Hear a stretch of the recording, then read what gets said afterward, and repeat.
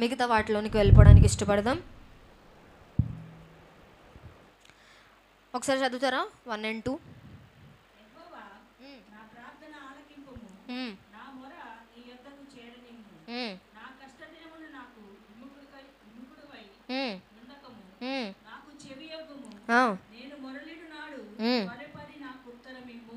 Okay, మనం last week ఈ మాటలో నుంచి కొద్దిసేపు దేవుని యొక్క మాటలు మనం నేర్చుకోవడానికి ఇష్టపడ్డాం.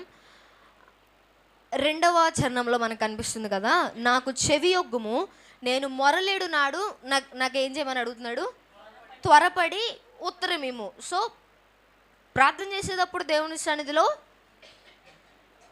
యాంగ్జియస్గా ప్రార్థన చేయకూడదు. ఎట్లా ఉండకూడదు? దేవుని సన్నిధిలో యాంగ్జియస్గా ఉండకూడదు, అంటే త్వరపడకూడదు, ఆత్రపడకూడదు, కంగారు, టెన్షన్తో కాదు. దేంతో ప్రార్థన చేయాలి? విశ్వాసముతో ప్రార్థన చేయాలి, ఓపికతో ప్రార్థన చేయాలి, ఓర్పుతో ప్రార్థన చేయాలి, దేవుడు చేస్తాడు అనే ఒక నమ్మకంతో ప్రార్థన చేయాలి. అలా కాకుండా మనం త్వరపడుతూ దేవుడిని ఏం చేయకూడదు, తొందర పెట్టకూడదు. సో అట్లాంటి యాంగ్షియస్, తొందరపాటుతో కూడినటువంటి ప్రార్థనలు దేవుని సన్నిధిలో ఏం చేయకూడదు. విశ్వాసముతో కూడిన ప్రార్థన దేవుడు ఆలకిస్తాడు. విశ్వాసము కొండను తీసుకెళ్ళి పక్కన పెట్టిద్ది అన్నాడా, లేకపోతే నువ్వెంత కంగారుగా అయితే నన్ను ఎంత తొందరగా అయితే చేయమని అడుగుతావో అంత తొందరగా కొండెళ్ళి పక్కన పడిద్ది అన్నాడు దేవుడు. ఏమన్నాడు?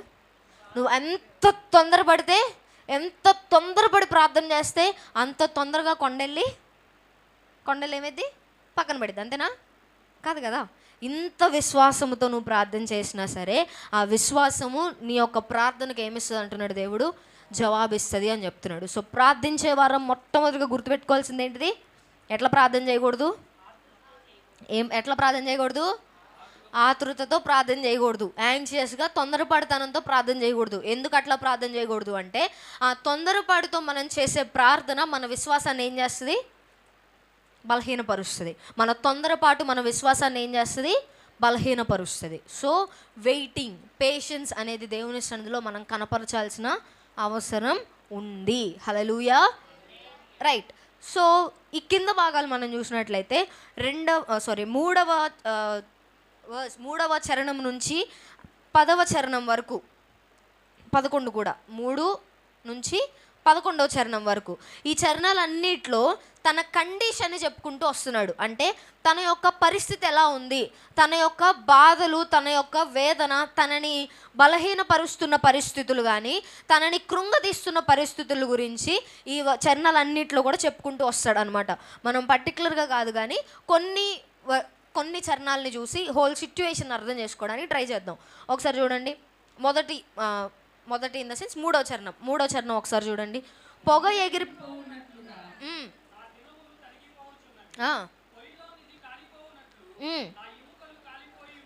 ఓకే, ఇక్కడ స్టార్టింగ్లో ఏం చెప్తున్నాడు? పొగ ఎగిరిపోతున్నట్టు నా దినాలు ఏమైపోతున్నాయి అంటున్నాడు? తరిగిపోతున్నాయి. పొగ ఎగిరిపోవడం, అది ఎట్లా పొగ ఎగిరిపోవడం అనేది దానికి అర్థం ఏంటండి? మీరు ఎప్పుడన్నా పొగ వెళ్ళడం చూసారా? ఎలా వెళ్ళిద్ది పొగ? ఒకటి పైకి వెళ్ళిద్ది, వావ్. ఇంకా ఒకటి fast, yeah, that's what I'm thinking. First ఎలా వెళ్ళిద్ది? మీరు చెప్పింది కరెక్టే, 2 కరెక్టే. ఫస్ట్ ఎలా వెళ్ళిద్ది? పైకి ఫాస్ట్గా వెళ్ళిద్ది. రెండోది ఇలాగా స్ప్రెడ్ అయిపోయి మొత్తం ఏమైపోద్ది? నేను మంట ఇక్కడే పెట్టాను కదా, మంట ఇక్కడే వచ్చింది కదా, సో పొగ ఇక్కడే ఉండాలి అన్నట్టు కాదు. కానీ ఎలా వెళ్ళిపోద్ది? మొత్తం విడిగా మొత్తం ఏమైపోద్ది? స్ప్రెడ్ అయిపోద్ది. అక్కడెక్కడో కొండ మీద వేసిన మంటకి ఆ పొగ, ఆ దుమ్ము మన మందిరంలోకి వచ్చి పడతాయి. అంత బాగా ఏమైపోద్ది? అదంతా విచ్చలవిడిగా వెళ్ళిపోద్ది కదా. ఇక్కడ అలాగే దాన్ని ఉపయోగిస్తూ ఆ యొక్క ఎగ్జాంపుల్ని తీసుకొని తన లైఫ్ని ఎక్స్ప్రెస్ చేయడానికి ఇష్టపడుతున్నాడు కదా. ఏమని అంటున్నాడు అంటే, పొగ ఎలా అయితే ఎగిరిపోద్దో నా దినములన్నీ కూడా ఏమైపోతాయి అంటున్నాడు? నా దినములన్నీ కూడా అలాగే తరిగిపోతున్నాయి. పొయ్యిలో పెట్టింది ఎట్లా అయితే కాలిపోద్దో, పొయ్యిలో మంట బాగా మంచిగా వస్తున్నప్పుడు దానిలో పుల్ల పెడితే ఏమైపోద్ది? మంట ఇంకా పెరిగిద్ది. దానికి తోడు మనం పెట్టింది ఏదైతే ఉందో అది ఎలా అయిపోతూ వస్తుంది, ఏమైపోతూ ఉంటుంది, కాలిపోతూ. అంటే నువ్వు ఇంత పెద్దది పెడితే అది కాస్త కాలి కాలి కాలి కాలి ఏమైపోద్ది, చిన్నగా అయిపోయి ఎట్ సమ్ పాయింట్ కంప్లీట్గా బర్న్ అయిపోద్ది. అలాగే అంటున్నాడు కదా, ఎలా అయితే పొగ విచ్చలవిడిగా స్పీడ్గా గడిచిపోద్దో, స్పీడ్గా వెళ్ళిపోతుందో, వెళ్ళినటువంటి ఆ పొగ ఎలా అయితే విచ్చలవిడిగా స్ప్రెడ్ అయిపోతూ పోతూ ఉంటుందో, ఒక డైరెక్షన్ ఉండదు, ఒక ఎయిమ్ ఉండదు. Or aim in the sense దాన్ని ఏమంటారు, ఎటు వెళ్తున్నానో, ఏం చేస్తున్నానో, ఎట్లా బ్రతుకుతున్నానో కూడా తెలియకుండా నా జీవితం ఏమైపోతుంది, గడిచిపోతుంది అంటూ ఉంటారు చూసారా. ఎందుకు బ్రతుకుతున్నా కూడా తెలియకుండా నా జీవితం ఏమైపోతుంది, పోతూ ఉంటుంది. ఎటు వెళ్ళాలో ఒక డైరెక్షన్ లేకుండా పొగ వలె నా జీవితం, నా దినములన్నీ ఏమైపోతున్నాయి, గడిచిపోతున్నాయి. పొయ్యిలో పెట్టిన దాని వల్లే నా ఎముకలన్నీ ఏమైపోతున్నాయి అంటున్నాడు, కరిగిపోతున్నాయి అంటున్నాడు. ఇంకా కింద చూద్దామా, ఆ వర్డ్స్ అన్ని ఇంకా దాని నుంచి అలాగే వస్తుంది. ఇప్పుడు 6 చదవండి. 6 3 4 5 మనకి దాన్నే సూచిస్తూ వస్తాయి. 6 చదవండి. ఇప్పుడు అడవిలోని గూడబాతును పోలి ఉన్నాను,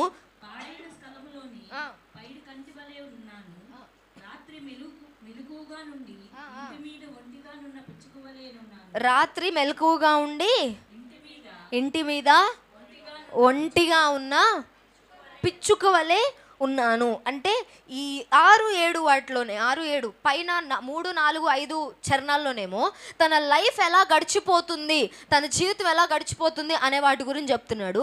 కింద 6, 7 వచ్చేసరికి తన వ్యక్తిగత జీవితము ఆర్ తన దాని ఏమంటారు లైఫ్, తన సొసైటీ ఆర్ నా చుట్టుపక్కల, మీకు కరెక్ట్గా చెప్పాలంటే ఎలోన్ అనే వర్డ్ని అక్కడ యూజ్ చేస్తున్నట్టు కనిపిస్తుంది. అంటే ఒంటరిగా నా జీవితం ఏమైపోతుంది, గడిచిపోతుంది. అంటే నా చుట్టూ ఉన్న వాళ్ళతో నేను ఏమవ్వలేకపోతున్నా, నా చుట్టూ ఉన్న వాళ్ళతో నేను ఏమవ్వలేకపోతున్నా, కలవలేకపోతున్నా. నా చుట్టూ నా సరౌండింగ్ ఉన్నటువంటి ఆ ప్రజలు ఎవరైతే ఉన్నారో వారు నా చుట్టూ ఎంత ఉన్నప్పటికీ సరే, మీకు ఇంకా క్లియర్గా చెప్పాలంటే 7వ చరణంలో అంటాడు కదా, రాత్రిపూట మెలకువగా ఉండి ఒంటిగా ఉండే ఏమన్నాడు, పిచ్చుక వలెనా, ఒంటిగా ఉండేటటువంటి పిచ్చుక వలె ఉన్నాను. అంటే చుట్టూ ఉన్న వాళ్ళతో నేను ఏం చేయలేకపోతున్నా, మింగిల్ అవ్వలేకపోతున్నా. Night time is not the right time. అంతేనా? అవునా? Is it? కాదు కదా. Night time is not right time. ఎందుకు? రాత్రి అందరూ నిద్రపోయే టైం. మనిషి జనరల్గా ఒక నార్మల్ హ్యూమన్ బీయింగ్కి నైట్ టైం అనేది ఏంటిది, రెస్టింగ్ టైం. నైట్ టైం అనేది ఏంటిది, స్లీపింగ్ టైం, పడుకోవాల్సిన సమయం. పొద్దున్నేంటిది యాక్టివ్గా ఉండాల్సిన టైం, పని చేసుకోవాల్సిన టైం, అందరితో సమయాన్ని గడపవలసిన టైం మార్నింగ్ అనమాట. కానీ ఇక్కడ అంటున్నాడు కదా, నా జీవితం ఏమైపోతుందంటే నా చుట్టుపక్కల ఉన్న వాళ్ళతో నేను ఎంతగా కలవలేకపోతున్నాను, అంటే ఎంత ఒంటరిగా నా జీవితం గడపాల్సి వస్తుంది, అంటే ఎంత ఒంటరిగా నేను ఫీల్ అవుతున్నాను. అంటే నాకు డే అంతా ఏమో కానీ రాత్రిపూట మెలకువగా ఉండి నా జీవితాన్ని నేను ఒంటరిగా గడిపేస్తున్నా. ఒంటరిగా గడిపేస్తున్నా. నా చుట్టూ ఉన్న వాళ్ళతో నేను ఏం చేయలేకపోతున్నా, కలవలేకపోతున్నా. నేను మెలకువగా బ్రతుకున్నాననే ఫీలింగ్ నాకు ఎప్పుడు వస్తుంది, రాత్రిపూట వస్తుంది. అర్థమైందా? 7వ వచనంలో జాగ్రత్తగా పైన కూడా అదే అంటాడు కదా, అడవిలో ఉన్న గూడబాతును పోలి ఉన్నాను అని అంటాడు. పాడైన స్థలములలోని పైడి కంటె వలెనున్నాను అని ఆ మాటలన్నీ కూడా చూసినట్లయితే ఒక రాంగ్ టైంలో, ఒక రాంగ్ ప్లేస్లో నేను ఎట్లా బ్రతుకుతున్నా, ఒంటరిగా బ్రతుకుతున్నా. నా చుట్టూ నేను ఎవరిని ఉంచుకోవడానికి నేను కలవలేకపోతున్నా. నా చుట్టూ ఎవరితో నేను మింగిల్ అవ్వలేకపోతున్నా.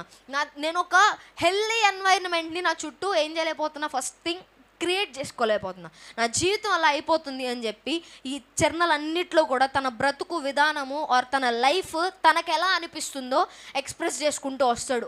ఒక డైరెక్షన్ లేకుండా పోతుంది.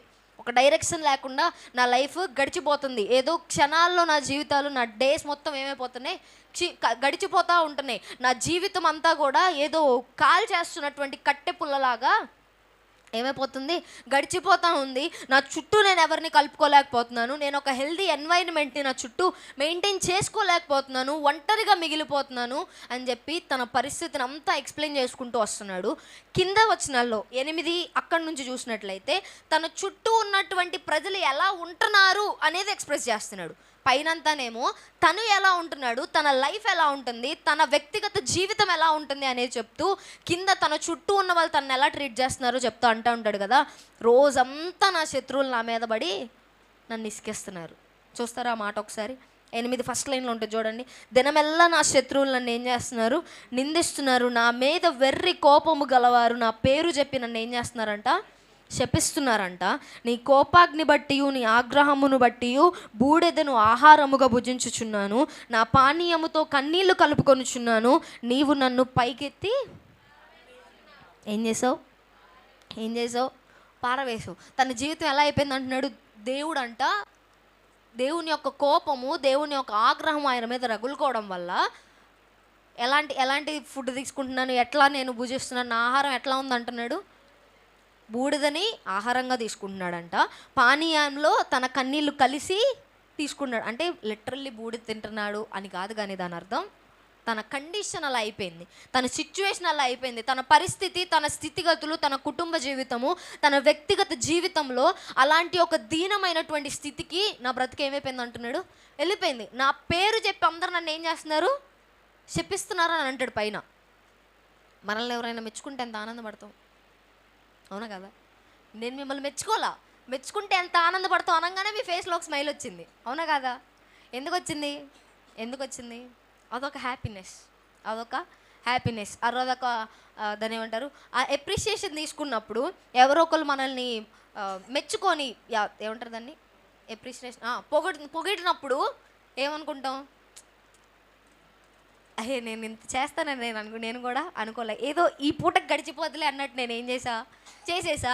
కానీ వాళ్ళు నన్ను మెచ్చుకున్నారంటే నేను అక్కడ మంచి పని చేశాను, నా పని మంచిగా జరిగింది అనే ఒక ముందు ధైర్యం వస్తుంది, ఒక మోటివేషన్ వస్తుంది ఇంకా చేయాలని, అవునా కదా? మోటివేషన్ వస్తుందా రాదా? పొగిడినప్పుడు ఇంకా చేయాలని మోటివేషన్ వస్తుంది. కొంతమందికి అంటారు కదా, నీకు పొగిడితే కొమ్ములు వస్తే పొగడకూడదు అంటారు. కానీ కొంతమందికి ఎట్లా ఉండేదంటే మెచ్చుకునే కొద్దీ చేయాలనిపిస్తూ ఉండిద్ది. మ్యాక్సిమం అలాగే ఉంటారు. కానీ తన జీవితంలో ఎలా అయిపోయిందని చెప్తున్నాడు అంటే, నా పేరు ఎవరైనా తలుచుకుంటే, నా పేరు ఎవరైనా పిలుస్తున్నారంటే నన్ను శపించడానికి పిలుస్తున్నారు. దేనికి పిలుస్తున్నారు? శపించడానికి తలుచుకుంటున్నారు. రోజంతా నా పేరెత్తి నన్ను నిందించడానికే, అంతకుమించి నా పేరు ఎవరు తలుచుకోవట్లా. నన్ను తిట్టుకోవడానికి, నన్ను తిట్టడానికి, నన్ను శపించడానికి తప్ప నా పేరు ఎవరు తలుచుకోవట్లా. ఏడుస్తుంది, తాగే వాటర్తో పాటు నా కన్నీళ్ళు కూడా ఏమైపోతున్నాయి, నా నోట్లోకి పోతూ ఉన్నాయి. అంత దీనమైన పరిస్థితిలో నేను ఉన్నాను అని చెప్పి తన స్థితిని, తన బాధను, తన జీవితం ఎలా గడుస్తుంది, ప్రజెంట్ తన సిచ్యువేషన్ ఎలా ఉంది అన్నీ ఇక్కడ ఎక్స్ప్రెస్ చేసుకుంటూ వస్తాడు. మనలో కూడా కొన్నిసార్లు మన జీవితంలో మనం ఫేస్ చేస్తున్న వాటిని బట్టి ఇట్లాగే అనిపిస్తూ ఉండిద్ది మనకు కూడా. ప్రభువా, ఎటు పోతున్నాను, ఏం చేస్తున్నాను, ఎందుకు బ్రతుకుతున్నానో కూడా అర్థం కాకుండా నా జీవితం ఏమైపోతుంది, కొట్టుకొని పోతుంది. ఏదో లేచామా, బతికామా, పడుకున్నామా, ఇంకో రోజు వచ్చిందా, అలా అయిపోతుంది. మీనింగ్ లేకుండా పోతుంది లైఫ్కి. ఏమైపోతుంది? మీనింగ్ లేకుండా పోతుంది. దేవుడు కల్పించిన ప్రతి దానిని దేవుడు మంచిది అని అన్నాడంట సృష్టిలో. చదివారు ఎప్పుడన్నా ఆదికాండం 1వ అధ్యాయం? చదివారుగా. సృష్టి అయిన తర్వాత దేవుడు ఏమన్నాడు? మంచిదని దేవుడు చూశాడు. అస్తమయమును ఉదయమును కలగగా మరొక దినం అయిపోయిందని ఉండిద్ది. అంటే దేవుడు చేసిన ప్రతి దానికి దేవుడు మంచిది అని చూశాడంటే ప్రతి దాన్ని దేవుడు ఒక పర్పస్తో స్టార్ట్ చేశాడు. దేంతో స్టార్ట్ చేశాడు? ఒక పర్పస్, అంటే ఒక మీనింగ్, ఒక అర్థముతో, ఒక ప్రయోజనంతో, ఏదో నువ్వు బతికావంటే, నువ్వు పుట్టావంటే ఒక ఉపయోగం, ఒక అర్థం ఉండాలి. నీ బ్రతుకు ఒక అర్థం ఉండాలంటారు చూసారా? విన్నారు ఎప్పుడన్నా? అనిపించుకున్నారు ఎప్పుడన్నా? అనిపించుకొని ఉన్నాంలే కానీ వినుంటాం కదా, వినుంటాం. ఎందుకు అంటే దేవుడు కలుగజేసిన ప్రతి దానికి కూడా దేవుడు మంచిదిగా చూశాడు. ఆయన కలుగ చేశాడు అంటే అది అర్థవంతమైనదిగా ఉండాలి అనే కలుగజేస్తాడు. అర్థమవుతుందా? అనవసరంగా దేవుడు నన్ను పుట్టించాడు అని మన నోటి నుంచి ఏమవకూడదు, రాకూడదు. యోబు చేసింది అదే. యోబు దాంట్లో దేవుడు ఎత్తిపట్టింది, దేవుడు యోబు చేసిన వాటిల్లో మిస్టేక్గా కన్సిడర్ చేయగలిగింది ఏదైనా ఉందంటే అదే. నేను పుట్టిన దినం అసలు ఉండకపోతే బాగుండేది, నేను పుట్టిన రోజు అనేది అసలు ఉండకపోతే బాగుండేది, నా తల్లి గర్భంలో నేను అసలు పడకుండా ఉండాల్సిందే, నేను అసలు పుట్టకుండా ఉండాల్సిందే అని చెప్పి యోబు మధ్యలో ఆ బాధలో ఏం చేస్తూ ఉంటాడంటే మాట్లాడుతూ ఉంటాడు. అలా చూస్తున్నారండి నా వైపు. అన్నారు ఎప్పుడన్నా మీరు అలాగా అనుకున్నారా? ఎప్పుడు అనుకున్నారా? అనుకోకూడదు, అనుకోకూడదు.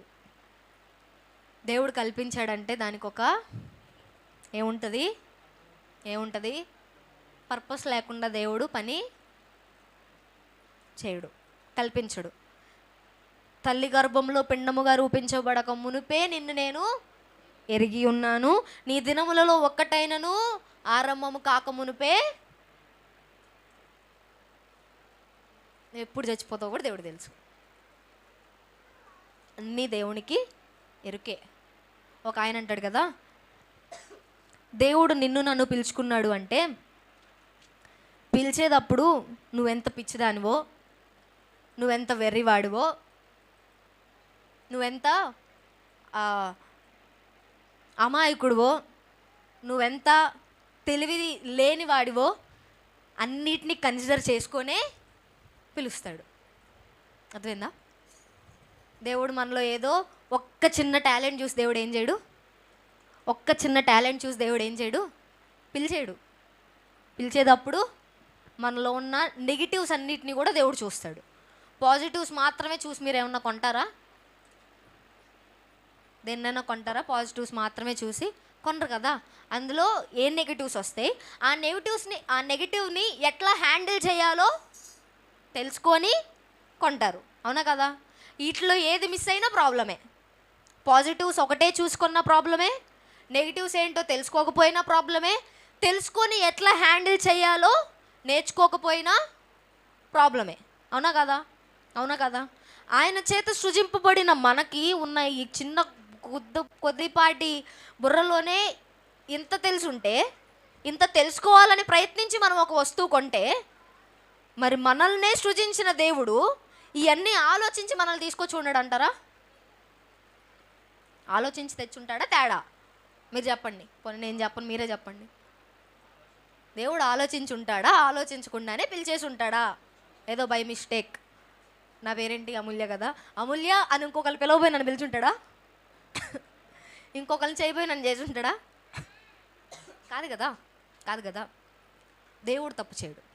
దేవుడు ఏం చేయడు? తప్పు చేయడు. మరి మనల్ని సృజించాడు అంటే అది ఆయన తప్పై ఉండదు. ఆయన ఏదో ఒక పర్పస్ ఉంటేనే దేవుడు ఏం చేస్తాడు? సృజిస్తాడు. ఈరోజు మన లైఫ్లో ఆ పర్పస్ ఏంటో మనకు అర్థం కావట్లేదంటే, మన జీవితానికి అర్థం ఏంటో మనకు అర్థం కావట్లేదంటే, మన జీవితం ఎలా గడిచిపోతుందో మనకు అర్థం కావట్లేదంటే, ఎందుకు బ్రతుకుతున్నామో ఏంటో ఏమి అర్థం కాని ఒక స్థితిలో మనం ఉన్నాము అంటే దేంతో డిస్కనెక్ట్ అయినట్టు? తీసుకొచ్చినోడితో డిస్కనెక్ట్ అయినట్టు, పిలిచినోడితో డిస్కనెక్ట్ అయినట్టు, సృష్టించిన వాడితో డిస్కనెక్ట్ అయినట్టు. చెట్టు భూమిలో నాటున్నంత వరకు ఎలా ఉండిద్దండి? బతికే ఉండిద్దా? బతికుండదా? బతికే ఉండిద్ది. చేప నీళ్ళల్లో ఉన్నంత వరకు బ్రతికే ఉండిద్దా? బతికుండదా? బతికే ఉండిద్ది. పక్షులు ఆకాశంలో తిరుగుతున్నంతసేపు బాగానే ఉంటాయా? ఉండవా? బాగానే ఉంటాయి. కిందకు వచ్చి వాటిని కట్టేసి మనం ఏం చేస్తూ ఉంటాం? కిందకు వచ్చినాకే వాటికి ఒక బంధన ఏమంటారు దాన్ని, కేజింగ్, అర్థమైందిగా మీకు? బంధించేసినట్టుగా ఫీల్ అయ్యేది ఎప్పుడు? అవి కిందకి తీసుకొచ్చి మనం కట్టేసినాకే. అవునా కదా? అవునా కదా? నేల మీద వెళ్ళాల్సిన నేల మీద వెళ్ళాలి, మట్టితో కనెక్ట్ అయి ఉండాల్సినవి మట్టితోనే కనెక్ట్ అయి ఉండాలి. సృష్టి గురించి ఒక ఆయన చెప్తూ ఈ విధంగా దాన్ని ఎక్స్ప్లెయిన్ చేస్తాడు కదా, భూమి నుండి కలిగిన చెట్టు భూమి నుండి వేరు చేస్తే చచ్చిపోద్ది. నీళ్ళల్లో దేవుడు ఉంచినటువంటి చేపలు నీళ్ళ నుంచి తీస్తే చచ్చిపోతాయి. ఆకాశంలో ఉండాల్సిన పక్షులు ఆకాశంలో నుండి వేరు చేయబడితే వాటి యొక్క మీనింగ్ పోతుంది. ఆయన జీవవాయువునిచ్చి కల్పించిన మనము ఆయన నుండి వేరు చేయబడితే మన పర్పస్ కూడా అక్కడితోనే ఆగిపోద్ది. ఇట్లాంటి ఎక్కడైనా మనం ఫీల్ అవుతున్నామంటే ఈరోజు నేర్చుకున్న వాటిల్లో 3వ చరణం నుండి ఎన్నో చరణం దాకా? 11వ చరణం దాకా ఎప్పుడైనా మనం ఫీల్ అయ్యామంటే, ఇలా నా జీవితం ఉంది ప్రవ్వా అని మనం ఫీల్ అవుతున్నాము అంటే కనెక్షన్ తేడా కొట్టినట్టు. సరిగ్గా కనెక్ట్ చేసుకుంటే మరలా దేవుడు పర్పస్ ఏంటో అర్థమయ్యేలా చేస్తాడు. ఏం చేస్తాడు చెప్పండి? ఏం చేస్తాడు చెప్పండి? మన జీవితానికి దేవుడు పర్పస్ ఏంటో అర్థమయ్యేలా చేస్తాడు. ఎందుకు నీ జీవితంలో ఈ అనారోగ్యం వచ్చింది, ఎందుకు నీ జీవితంలో ఇట్లాంటి ఒక ఆర్థిక పరిస్థితి వచ్చింది, ఎందుకు నీ జీవితంలో ఇట్లాంటి ఒక కన్నీటితో కూడిన టైం అనేది నేను ఎలో చేశాను అంటే దానికి ఒక ఆన్సర్ దేవుడు ఇస్తాడు. అది నీ మిస్టేకా లేదా నా టెస్టా, నీ పనిష్మెంటా నా టెస్టా అనేది దేవుడు ఏం చేస్తాడు? ఆ పర్పస్ని ఎక్స్ప్లెయిన్ చేస్తాడు. So try to make that or try to get that connection back. ఆ కనెక్షన్ని తిరిగి ఏం చేయండి? ఏం చేయాలి చెప్పండి? ఏం చేయాలి చెప్పండి? కనెక్షన్ ఏం చేయాలి? తిరిగి తెచ్చుకోవాలి. కింద నుంచి మొత్తం మళ్ళా ఒక విశ్వాసంతో కూడినటువంటి మాటలు మాట్లాడుతూ కనిపిస్తాడు 12వ చరణం నుంచి కూడా. ఈ పైన చరణాల్లో 3 నుండి 11 వరకు ఉన్నటువంటి ఆ జీవితం ఏం చేసిందో తెలుసా? 2వ చరణంలో ప్రార్థించిన ప్రార్థన బయటకు తీసుకొచ్చింది. అర్థమైందా? 2వ చరణాలు ఎట్లా ప్రార్థన చేశాడు? త్వరపడుతూ, ఆత్రపడుతూ, తొందరపడుతూ ప్రార్థన చేశాడు. ఎట్లా ప్రార్థన చేశాడు చెప్పండి? తొందరపడుతూ, ఆత్రపడుతూ ప్రార్థన చేశాడు. ఎందుకు? 3 నుండి 11 దాకా ఉన్న జీవితాన్ని బట్టి, 3 నుండి 11 వరకు తను ఎక్స్ప్రెస్ చేసిన తన బ్రతుకు ఎలా ఉందో దాన్ని బట్టి ఆ తొందరపాటుతో కూడిన ప్రార్థన వచ్చింది.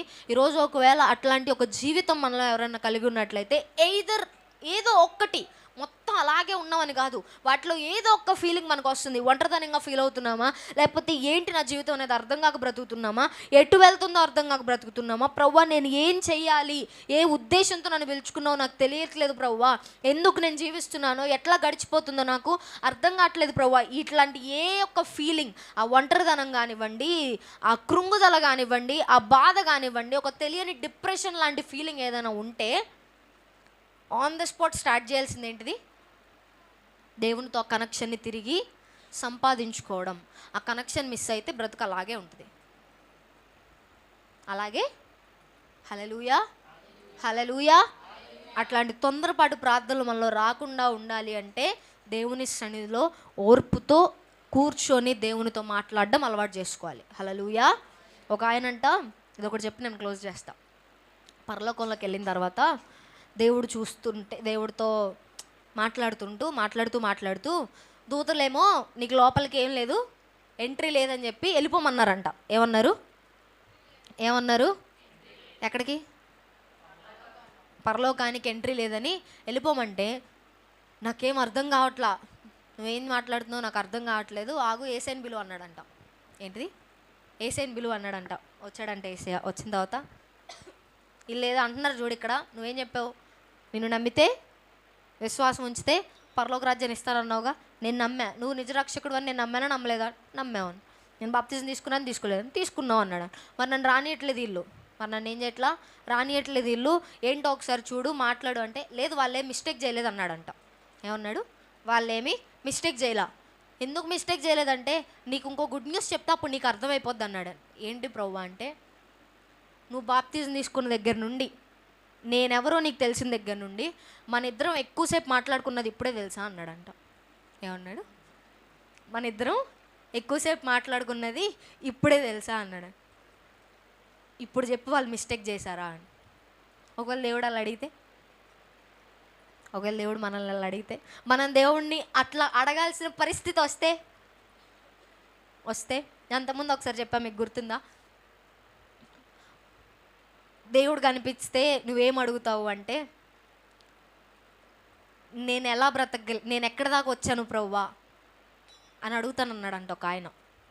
నేను ఎక్కడి దాకా వచ్చాను ప్రభువా, నువ్వు నీ వాళ్ళే బ్రతకాలనుకున్నావు కదా, అట్లీస్ట్ దగ్గర దాకైనా రాగలిగానా, నీలాగా బ్రతకాలని కోరుకున్నావు కదా, దగ్గర దాకైనా రాగలిగానా అని అడుగుతాడు. మనం ఏం అడిగేవాళ్ళం? ప్రభువా ఈ ప్రార్థనకి ఆన్సర్ ఎప్పుడు వస్తుంది ప్రభువా, ఇంకెన్ని రోజులు వెయిట్ చేయాలి ప్రభువా, పోనీ ఎలా వస్తుందో వద్దు, ఏ ఆన్సర్ ఇస్తావో వద్దు, కానీ ఎప్పటి వరకు నన్ను వెయిట్ చేయమంటావు చెప్పు చాలు. ఇట్లాంటివేగా మనం అడిగేది. కానీ ఫస్ట్ మనం చెక్ చేసుకోవాల్సింది ఏంటి అంటే how far did we make, ఎంతవరకు దేవునికి సమీపముగా క్రీస్తు వలె బ్రతకడానికి ఎంత క్లోజ్గా మనం రాగలిగాం. ఎవరైనా చెప్పగలరా మాట ఇప్పుడు? ఎస్, నేను కొంచెం క్లోజ్గా రాగలుగుతున్నాను ఎవరైనా చెప్పగలమా? చెప్పలేంగా. ఎలా తెలుస్తుంది అవుతున్నామా లేదా అనేది? By our fruits. ఏంటా ఫ్రూట్స్? ఏంటా ఫలాలు?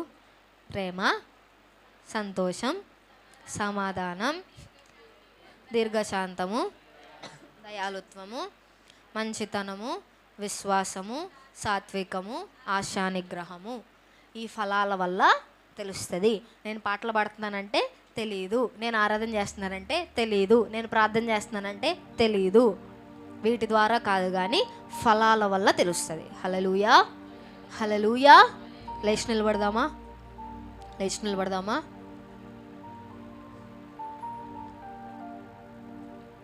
దేవుడు మనకు ఒక పర్పస్ ఇచ్చాడండి.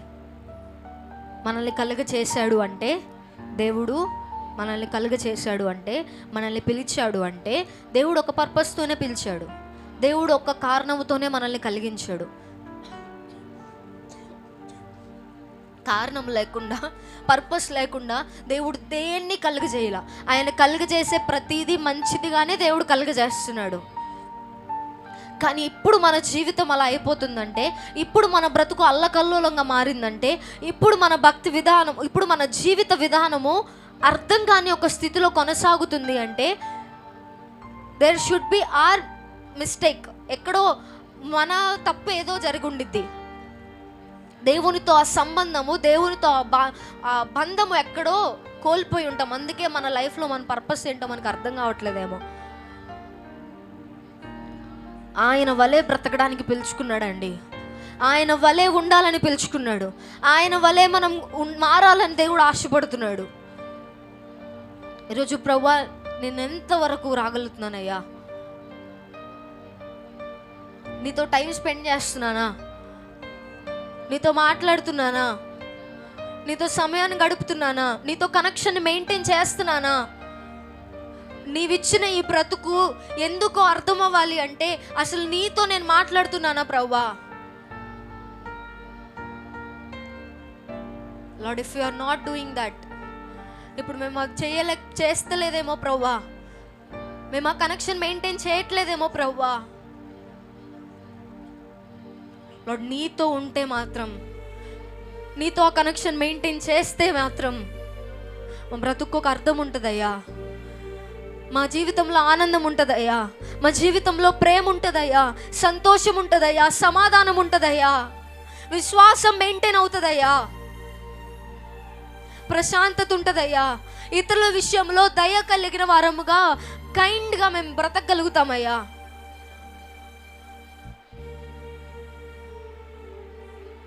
ఈరోజు నీతో ఆ సమయాన్ని మేము మెయింటైన్ చేయడానికి, నీతో ఆ సమయాన్ని గడపడానికి సహాయం చేయి ప్రభువా.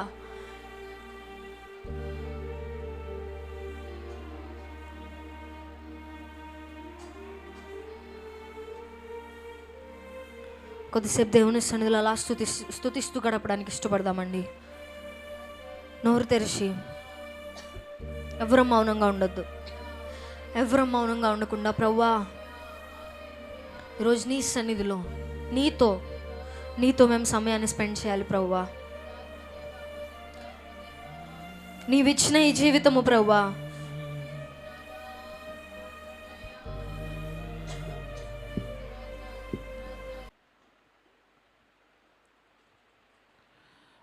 ప్రత్యుత్తర అదే నేను చదువుతాను, మళ్ళీ నాతో కలిసి వేద భాగాన్ని చదవండి.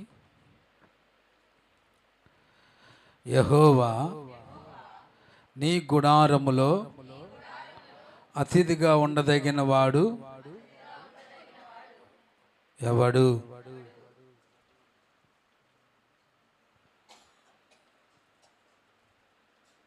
నీ పరిశుద్ధ పర్వతం మీద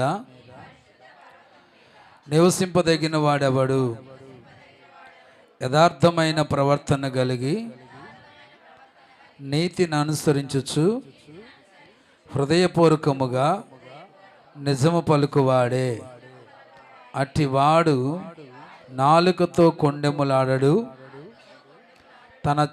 తన చెలికానికి కీడు చేయడు, తన పొరుగువాని మీద నింద మోపడు. అతని దృష్టికి నీచుడు, అసహ్యుడు. అతడు యెహోవా యందు భయభక్తులు గలవారిని సన్మానించును. అతడు ప్రమాణము చేయగా నష్టము కలిగినను మాట తప్పడు. తన ద్రవ్యము వడ్డీకియడు. నిరపరాధిని చెరుపుటకై లంచము పుచ్చుకొనడు. ఈ ప్రకారము చేయువాడు ఎన్నడను కదల్చబడడు.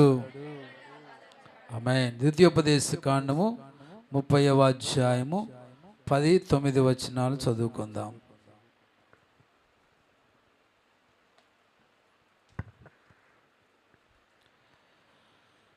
ఈ ధర్మశాస్త్ర గ్రంథమందు వ్రాయబడిన ఆయన ఆజ్ఞలను కట్టడలను నీవు గైకొని నీ దేవుడైన యెహోవా మాట విని నీ పూర్ణ హృదయముతోను నీ పూర్ణ ఆత్మతోను నీ దేవుడైన యెహోవా వైపు మళ్ళునప్పుడు యెహోవా నీ పితరుల యందు ఆనందించినట్లు నీకు మేలు చేయుటకు నీ యందును ఆనందించి నీ వైపు మళ్ళును.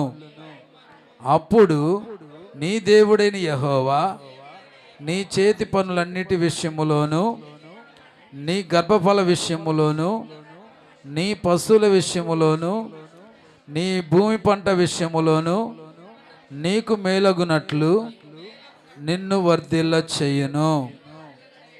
ఆమేన్, ఆమేన్, ఆమేన్. దయచేసి అందరం కూర్చుందాం.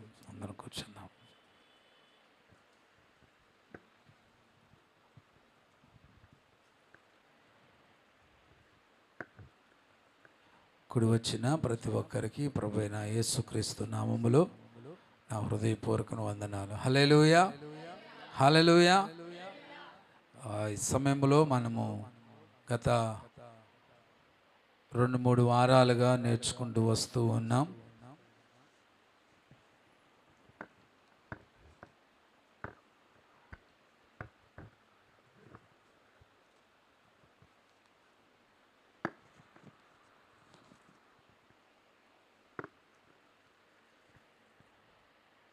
ప్రార్థనలకు అభ్యంతరము కలగకుండా ఉండినట్లు మీరేం చేయాలి? జ్ఞానముతో నడుచుకోవాలి. అక్కడ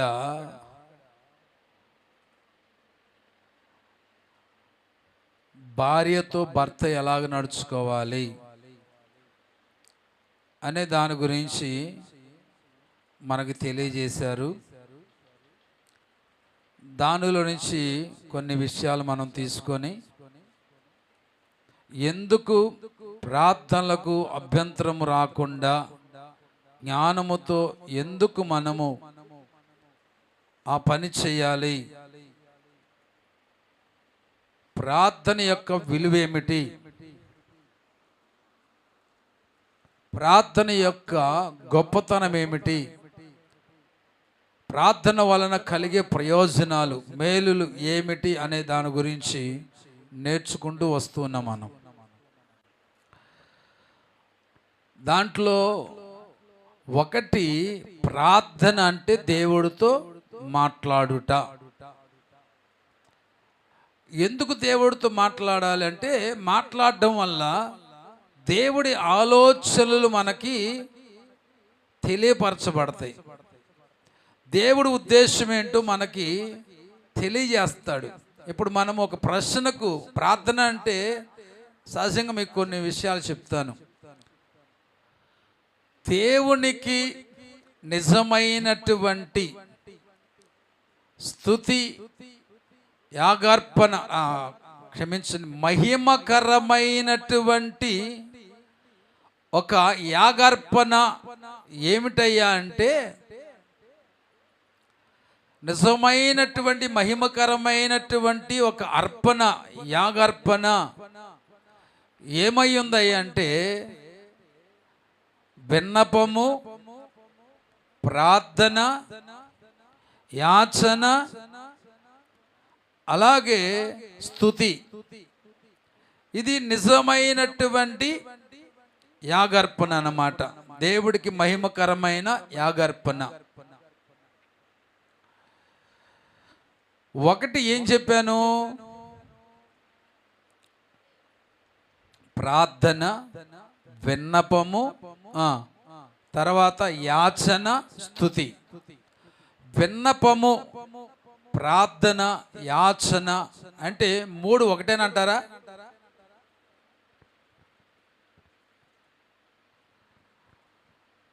మూడు ఒకటి కాదు. ఒక్కొక్క దాని యొక్క వివరణ మీకు చెప్తాను, వినండి. విన్నపము అంటే ఇతరుల గురించి చేసేది. విన్నపం అంటే ఇతరుల గురించి చేసే దానిని విన్నపం అంటారు. మన గురించి మనం చేసేదాన్ని ప్రార్థన అంటారు. మన గురించి మనము చేసుకునే దాన్ని ప్రార్థన. యాచన అంటే యాచించడం. ఈ రెండు ప్రార్థనల గురించి దేవుడి దగ్గర యాచించడం అన్నమాట. ఏది? విన్నపముల గురించి మనం అప్పుడప్పుడు అంటాం, ప్రభువా నీ సన్నిధిలో విన్నవించుకుంటున్నామయ్యా, నీ సన్నిధిలో ప్రార్థిస్తున్నామయ్యా, నీ సన్నిధిలో యాచన చేస్తున్నామయ్యా అని అంటూ ఉంటారు. చూసారా? మనం అనుకున్న మూడు ఒకటిలాగా ఆలోచన చేస్తూ ఉంటాం. కానీ విన్నపముల గురించి, ప్రార్థన గురించి యాచించడము, యాచన అంటే దేవుడి దగ్గర యాచకులు అంటారు కదా. యాచకులు అంటే ఎవరండి? అడుక్కునేవారు అంటారు. అంటే మనం ఈ రెండింటి గురించి దేవుడి దగ్గర యాచన చేయడం అంటే అడుక్కోవడం. ప్రభువా పలానాల గురించి చేశాం కదా, అది విన్నపం. నా గురించి చేశాను కదా, ప్రార్థన. ఈ రెండింటి గురించి ఏం చేస్తున్నాం అంటే యాచిస్తున్నాం దేవుడి దగ్గర. స్తుతి అంటే అర్థం ఏంటి? యాచించిన దానికి బదులు ఇచ్చినప్పుడు స్తుతించడమే స్తుతి. ఇదే నిజమైన మహిమకరమైన యాగార్పణ దేవుడికి. ప్రైజ్ ది లార్డ్, హల్లెలూయా. అలాగే ఆ ప్రార్థనలో ఇప్పుడు ఏం చేస్తాం? మనం ప్రార్థన చేస్తుంటే ఆ ప్రార్థనలు ఏం పెడతామండి? చెప్పండి, ఏం పెడతాం? దేవుణ్ణి పొగిడేదానికంటే కూడా మన గురించి మనం చెప్పుకునేది ఎక్కువ ఉంటుంది. అవునా కాదా? ఏమండి? మన ప్రార్థనలు ఎలాగుంటాయంటే సైకిల్ చక్రం లాగా ఉంటాయి. ప్రభువా మా అబ్బాయికి పెళ్ళి కావాలని, ఆయన పెళ్ళి అయిపోయిన తర్వాత ప్రభువా మా అబ్బాయికి పిల్లల్ని, పిల్లలు ఇచ్చిన తర్వాత ప్రభువా మా పిల్లలకి, వాళ్ళ పిల్లలకి నాయన చదువుల కోసం, ప్రభువా చదువులు అయిపోయిన తర్వాత ఉద్యోగం కోసం, ఉద్యోగం అయిపోయింది మళ్ళీ పెళ్ళి, మళ్ళీ స్టార్ట్ అవుతుంది అన్నమాట. అలాగా ప్రార్థిస్తూ ఉంటాం. ఆ ప్రార్థించినప్పుడు దేవుడి యొద్ద నుంచి జవాబు పొందుకునేది ఆలోచన. ఆయన దగ్గర నుంచి ఒక ఆలోచన తీసుకుంటాం. ఆయన ఆలోచిస్తాడు, కొన్ని ఆలోచనలు ఇస్తాడు, తెలియజేస్తాడు, కొన్ని తన ఉద్దేశాన్ని మనకు బయలుపరుస్తాడు. ఒకటి ప్రార్థన అంటే దేవుడితో మాట్లాడడం ద్వారా దేవుడి ఆలోచన మనకు తెలియపరుస్తాడని మనం నేర్చుకున్నాం. దానిలో నుంచి ఇప్పటికీ దేవుడి ఆలోచన ప్రకారంగా వెళ్ళిన వారి యొక్క జీవిత విధానం ఎలాగుంది, ప్రక్కన పెట్టేసి తమ ఆలోచన ప్రకారంగా నడిచిన వారు ఏ రీతిగా వారి జీవితం మనుగడ ముందుకు కొనసాగుతుందో మనం నేర్చుకుంటూ ఉన్నాం. ఇప్పుడు ఫస్ట్ ఎవరి గురించి? ఆదాము అవ్వల గురించి నేర్చుకున్నాం. వారు ఏదేను తోట ఆశీర్వాదాన్ని వాళ్ళు కోల్పోయారు. రెండవది అబ్రహాముడు గురించి నేర్చుకున్నాం.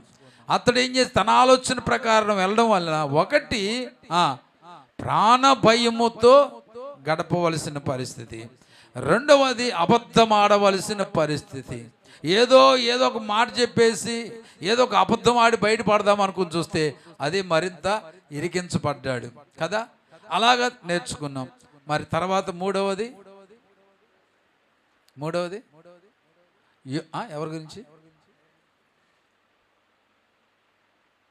మూడోది ఎవరి గురించి నేర్చుకున్నాం అండి? పోయిన వారం నేర్చుకున్నాం కదా, యోబా లోతా. మీరు మరి చెప్పరే, దానికి సందేహపడతారే. మీరు ఎన్నది మీకే సందేహం ఉంటే ఎలాగా? నేను యోబు గురించి ఎప్పుడు చెప్పానో నేను ఆలోచన చేస్తున్నాను. లోతు అంటే నాకు యోబు లాగా పడుతుంది, అందుకే నేను ఆలోచనలో పడిపోయాను. లోతు గురించి నేర్చుకున్నాం. చూడండి, లోతు తన ఆలోచన ప్రకారంగా వెళ్ళిపోవడం ద్వారాగా వెళ్ళినప్పుడు సమృద్ధిగా వెళ్ళాడు.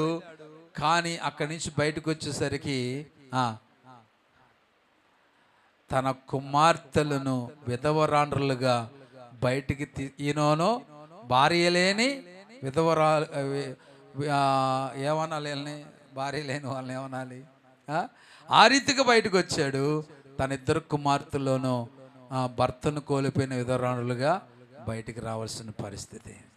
కానీ దేవుడు మాట ప్రకారంగా తన తప్పు తాను తెలుసుకొని దేవుడి మాట ప్రకారంగా బ్రతుకుతున్న అబ్రహాము యొక్క మాట ప్రకారంగా వారు నాశనం అయిపోకుండా ఆ సొదొమ గొమొర్రా పట్టణంలో నుంచి వారు బయటపడ్డారు.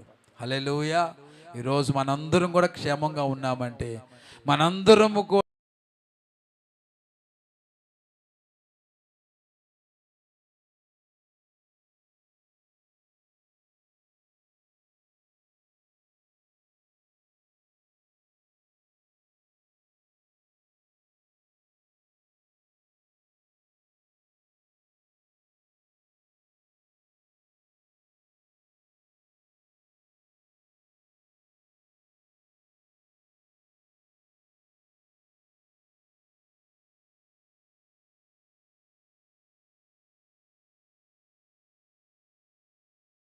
ఏ రీతిగా నష్టపోయారో దాని గురించి కొన్ని విషయాలు మనం తెలుసుకోవడానికి ఇష్టపడదాం. హల్లెలూయా.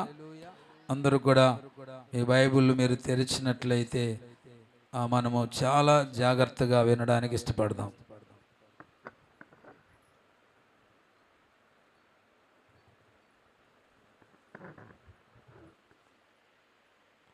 Praise the lord. హల్లెలూయా. చూడండి, సమూయేలు మొదటి గ్రంథము 2వ అధ్యాయము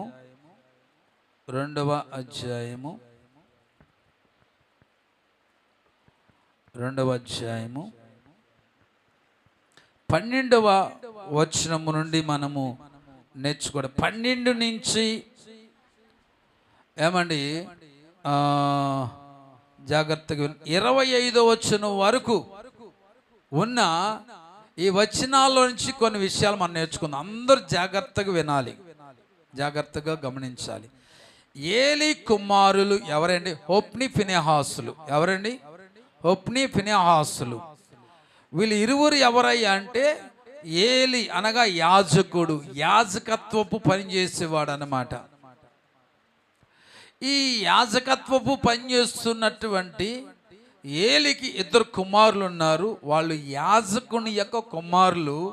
తండ్రి తర్వాత తండ్రి యొక్క పరిచర్యను చెయ్యడానికి ఏమండి నియమించబడిన వారు, లేకపోతే నియమించబడబోతున్న వారు.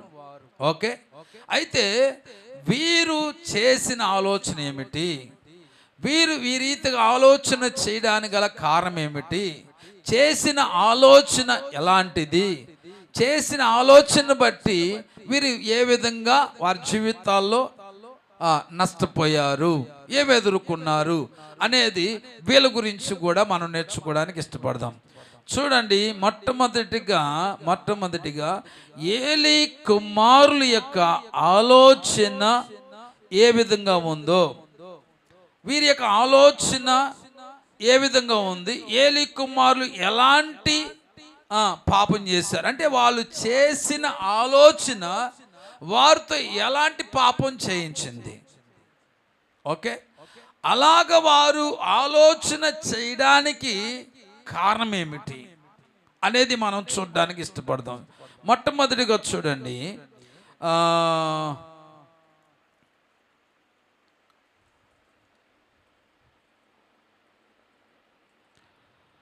12వ వచనము నుండి ఒకసారి చదవండి. ఏలీ కుమారులు యెహోవాను ఎరిగిన వారై మిక్కిలి దుర్మార్గులై ఉండిరి. జనుల విషయమై యాజకులు చేయిచూ వచ్చిన పని ఏమనగా, ఎవడైనా బలి పశువును వధించిన మీదట మాంసము ఉడుకుచుండగా యాజకుని పనివాడు 3 ముండ్లు గల కొంకిని తీసుకొని వచ్చి బొడుసులో గాని, తపేలలో గాని, గూనెలో గాని, కుండలో గాని అది గుచ్చినప్పుడు ఆ కొంకి చేత బయటకు వచ్చినదంతయు యాజకుడు తన కొరకు తీసుకొనును. ఫిలోహుకు వచ్చు ఇశ్రాయేలులందరికీ వీరి ఇలాగును చేయిచూ వచ్చిరి. ఇదియు కాక వారు క్రొవ్వును దహింపక మునుపు యాజకుని పనివాడు వచ్చి బలి పశువును వధించిన వానితో యాజకునికి వండించుటకై మాంసమిమ్ము, ఉడకబెట్టిన మాంసము అతడు నీ మీద తీసుకొనడు, పచ్చి మాంసమే కావాలని చెప్పుచు వచ్చెను. ఈ క్షణమందే వారు క్రొవ్వును దహింతురు, తరువాత నీ మనసు వచ్చినంత మట్టుకు తీసుకుని వచ్చునని వానితో ఆ మనిషి చెప్పిన ఎడల అలాగు వద్దు, ఇప్పుడే ఇవ్వలెను, లేని ఎడల బలవంతము చేత తీసుకొందునను. హల్లెలూయా. అందువలన జనులు యెహోవాకు నైవేద్యము చేయుటయందు అసహ్యపడుటకు ఆ యవనులు కారణమైరు గనుక వారి పాపము యెహోవా సన్నిధిని బహు గొప్పదాయను. జాగ్రత్తగా వినండి, ఇప్పుడు జాగ్రత్తగా వినండి. ఇక్కడ ఏలి కుమారులు ఒప్ని ఫినెహాసులు ఇద్దరు ఏం చేశారంటే, షిలోహులో ఒక మందిరం ఉంది. ఆ మందిరానికి ప్రజలు ఏం చేసేవాళ్ళంటే సంవత్సరానికి ఒక మారు వారు చేసినటువంటి పాపములకు పరిహారార్థ బలిగా ఉన్నోడైతేనో పశువును తీసుకొచ్చేవాడు, మధ్య తరగతి వాడైతేనో గొర్రెలను తీసుకొని వచ్చేవాడు, పేదవాడైతే గువ్వలను తీసుకొని వచ్చేవాళ్ళు అనమాట, లేకపోతే పక్షులను తీసుకొచ్చేవాళ్ళు. అర్థమైందా? ఉన్నవాడైతే ఏం చేసేవాడండి, పశువులు అంటే బర్రెలు, ఏమండి ఆవులు, ఇలాగ పెద్ద పెద్ద శాల్తీలు ఉంటాయి కదా, వాటిని తెచ్చేవాడు. మధ్య తరగతి వాడైతే ఏం చేసేవాడు అంటే గొర్రెలను తెచ్చేవాడు, లేకపోతే మేకలను తెచ్చేవాడు. అసలు లేనోడైతే ఏం చేస్తాడంటే గొవ్వలను తీసుకొని వచ్చేవాడు అనమాట. ఇలాగ తీసుకొచ్చినప్పుడు సహజంగా యాజకులు ఏం చేయాలంటే రక్తమును క్రొవ్వును రెండింటిని కూడా దేవునికి అర్పణగా అర్పించాలి. అది ఓకేనా?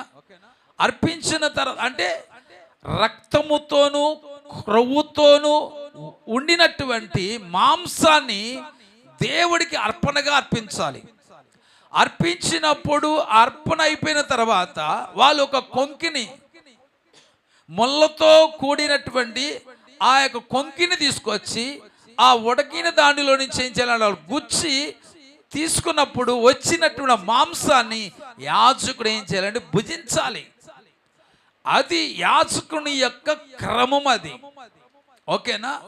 అయితే ఈ క్రమాన్ని ఉల్లంఘించి ఏది యాజకుడు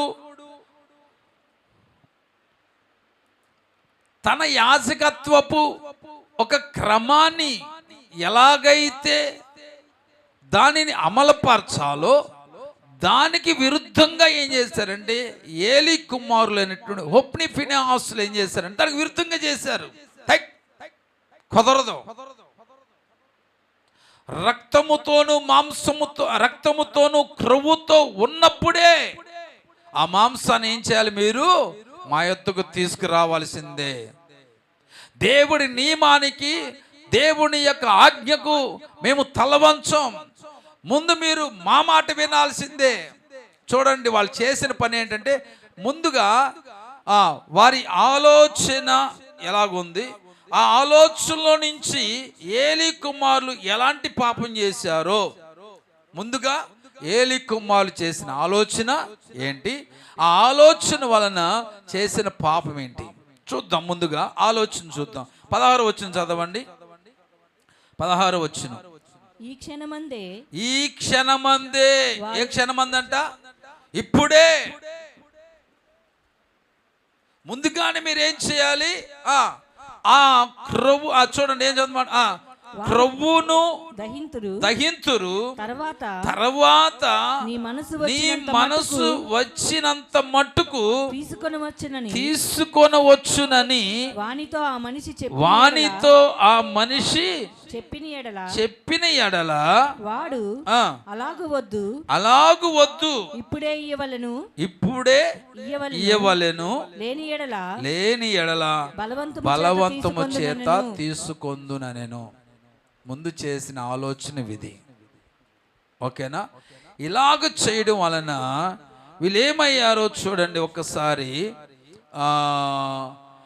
17వ వచనం చివరి కనబడుతుంది కదా, వారి పాపము యెహోవా సన్నిధిని బహు గొప్పదాయను. వీళ్ళు చేసిన ఆలోచన దేవుడి సన్నిధి ఎలాగుందండి? బహు గొప్పదిగా ఉంది. వీళ్ళు చేసిన పాపం ఏ ఆలోచన చేశారు?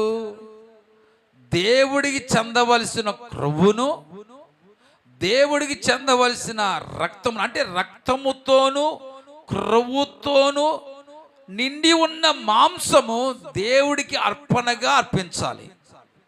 అర్థమైందండి? అలా అర్పించి బలిపీఠం మీద రక్తముతోను క్రొవ్వుతో నిండి ఉన్నటువంటి మాంసాన్ని ఏం చేయాలంటే అగ్నికి దాన్ని ఏం చేయాలంటే ఆహుతి చేయాలి. అలాగా అర్పణగా ఇవ్వాలి. ఆ అర్పణ ఆ యొక్క కాల్చబడినటువంటి, అంటే ఆ అగ్నిలో రక్తముతోను క్రొవ్వుతోను కలిసి ఉన్న మాంసాన్ని ఆ అగ్నిలో ఎప్పుడైతే దహించి వేస్తారో, అలాగ దహించి వేయబడుతున్న సమయంలో వచ్చిన వాసన దేవుడికి అంగీకారయుతమైనటువంటి ధూపం అన్నమాట. అది అర్థమైందండి? దానికి వ్యతిరేకంగా ఇప్పుడు వీళ్ళు ఏం చేస్తున్నారంటే, తెత్తే అలాగేం కుదరదు, ముందుగా దాన్ని మా యొద్దకు తీసుకురండి, మేము దానిని ఆరగించిన తర్వాత మిగిలింది మీరేం చేస్తారు దేవుడికి చేసుకోండి అని చెప్పి మీరు ఇస్తారా? ఇవ్వండి, లేకపోతే బలవంతంగా మేము ఆ పని చేస్తామని చెప్పి ఆలోచన చేసి దేవుడికి విరుద్ధంగా పాపం చేశారు. చూడండి ఇంకేం చేశారో మనకి 22వ వచనం నుండి మనకు కనబడుతుంది. చూడండి, ఏలి వృద్ధుడాయను ఇశ్రాయేలీలకు తన కుమారులు చేసిన కార్యములన్నీ వారు ప్రత్యక్షపు గుడారము యొక్క ద్వారము దగ్గరకు సేవ చేయుటకు వచ్చిన స్త్రీలతో శయనించుటయును మాట చెవిని పడగా వారిని పిలిచి ఇట్లనెను. చూడండి జాగ్రత్తగా వినండి అందరూ.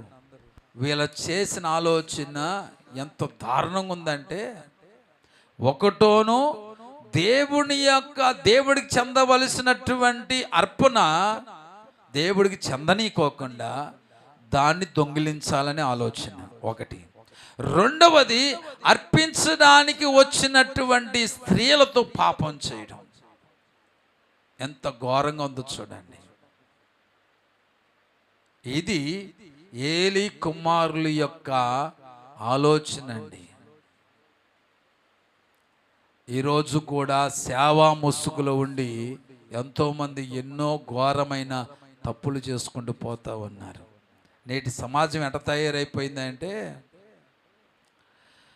వాడు పాపం చేసేవాడా లేకపోతే పరిశుద్ధుడా తర్వాత వాడికి మంచి పేరు ప్రతిష్టతలు ఉన్నాయా లేవా, గౌరవం ఉందా లేదా లోకంలో, వాడు మంచి పలుకుబడి ఉన్నవాడా లేదా, మంచి పేరుందా లేదా, మంచి వాక్య చాతుర్యం ఉందా లేదా, మంచి ప్రసంగికుడుగా కాదా, మంచి ప్రసంగికుడా కాదా, అవునా అనేది చూసుకుంటూ ఏం చేస్తున్నారంటే వాళ్ళని గొప్పలుగా ఎంచుతున్నారు. ఈ దినాల్లో నేను ఒక మాట చెప్తున్నాను, సంగమా, నువ్వు ఎవరి మాటలు వింటూ నీ యొక్క ఆత్మీయ జీవితం నడిపిస్తున్నావు? ఆత్మీయతలో ఎదిగిన వారి ఆలోచన ప్రకారంగా నువ్వు నడుస్తున్నావా, లేకపోతే లోకానుసారముగా మంచి జ్ఞానం కలిగి, మంచి ఉద్యోగం కలిగి, మంచి వ్యాపారం కలిగి, మంచి అందం కలిగి, మంచి సంపాదన కలిగి, మంచి ఆస్తుపాస్తులు కలిగి కూడబెట్టుకున్న వారి యొక్క ఆలోచన ప్రకారంగా నువ్వు నడిపించబడుతున్నావా? లేదు, రెండు కలిగిన వారి యొక్క ఆలోచన ప్రకారంగా నడిచావండి, ఇంకా వెరీ గుడ్. లేదు, ఆత్మీయతలో మంచిగా ఎదుగుతున్నవారు, వాళ్ళు ఆత్మీయతలో ఎదుగుతున్నారా లేదనేది మాకు ఎట్లా తెలుస్తుందయ్యా అంటే వారి మాటలను బట్టే తెలుస్తుంది.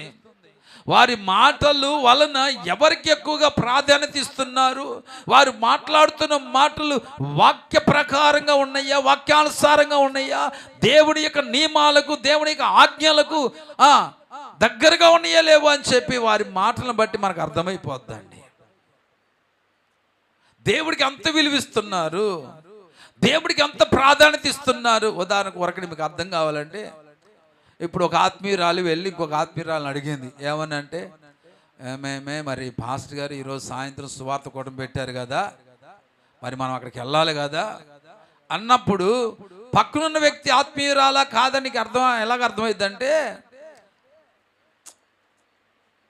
చెప్పుద్దు కదా ఈ ఆత్మీయురాలు. చెప్పినప్పుడు మరొక ఆత్మీయురాలు వింటది కదా, ఇని ఏమైంది లేవే, పొద్దున్న మనం ఆదివారం ప్రార్థనకి వెళ్ళాంగా, ఇంక సువార్త కూటానికి వెళ్ళిపోతే ఏమైంది, సాయంత్రం సరదాగా అలా షికారు చేసి వద్దాం పద, లేకపోతే సరదాగా అలాగా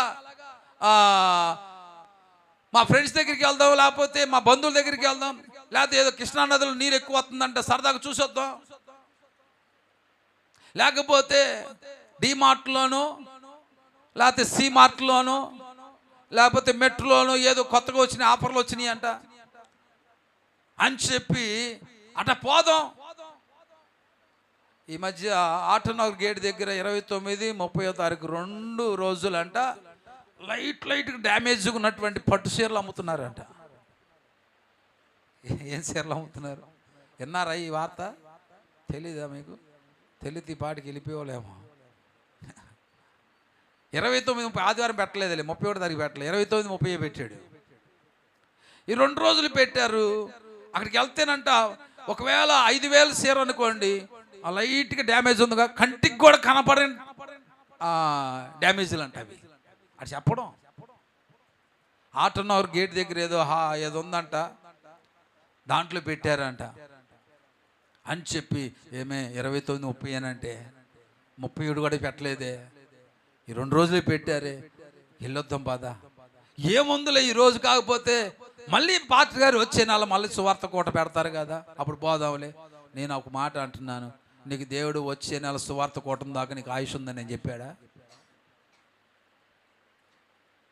నువ్వు మంచిగానే ఉంటావని చెప్పాడా?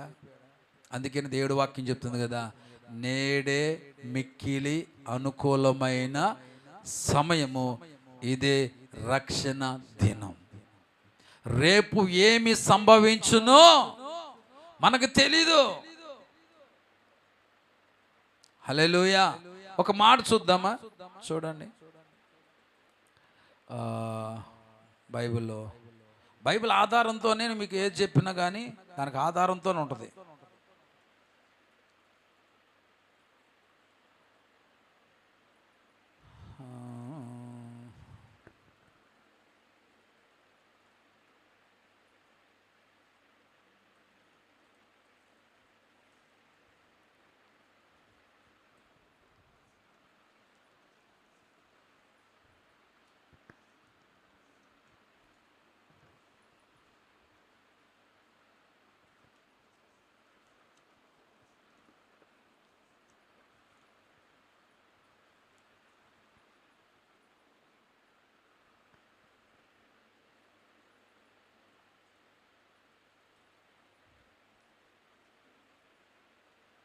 యాకోబు రాసిన పత్రిక అనుకోండి, చూడండి ఒకసారి.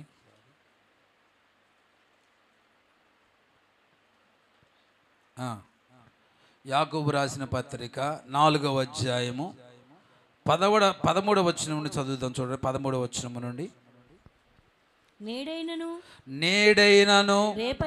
రేపైనను ఒకానొక పట్టణమునకు వెళ్ళి అక్కడ ఒక సంవత్సరం ఉండి వ్యాపారము చేసి లాభము సంపాదిద్దము రండని చెప్పుకొని వారులారా. మన సంవత్సరం వద్దులే,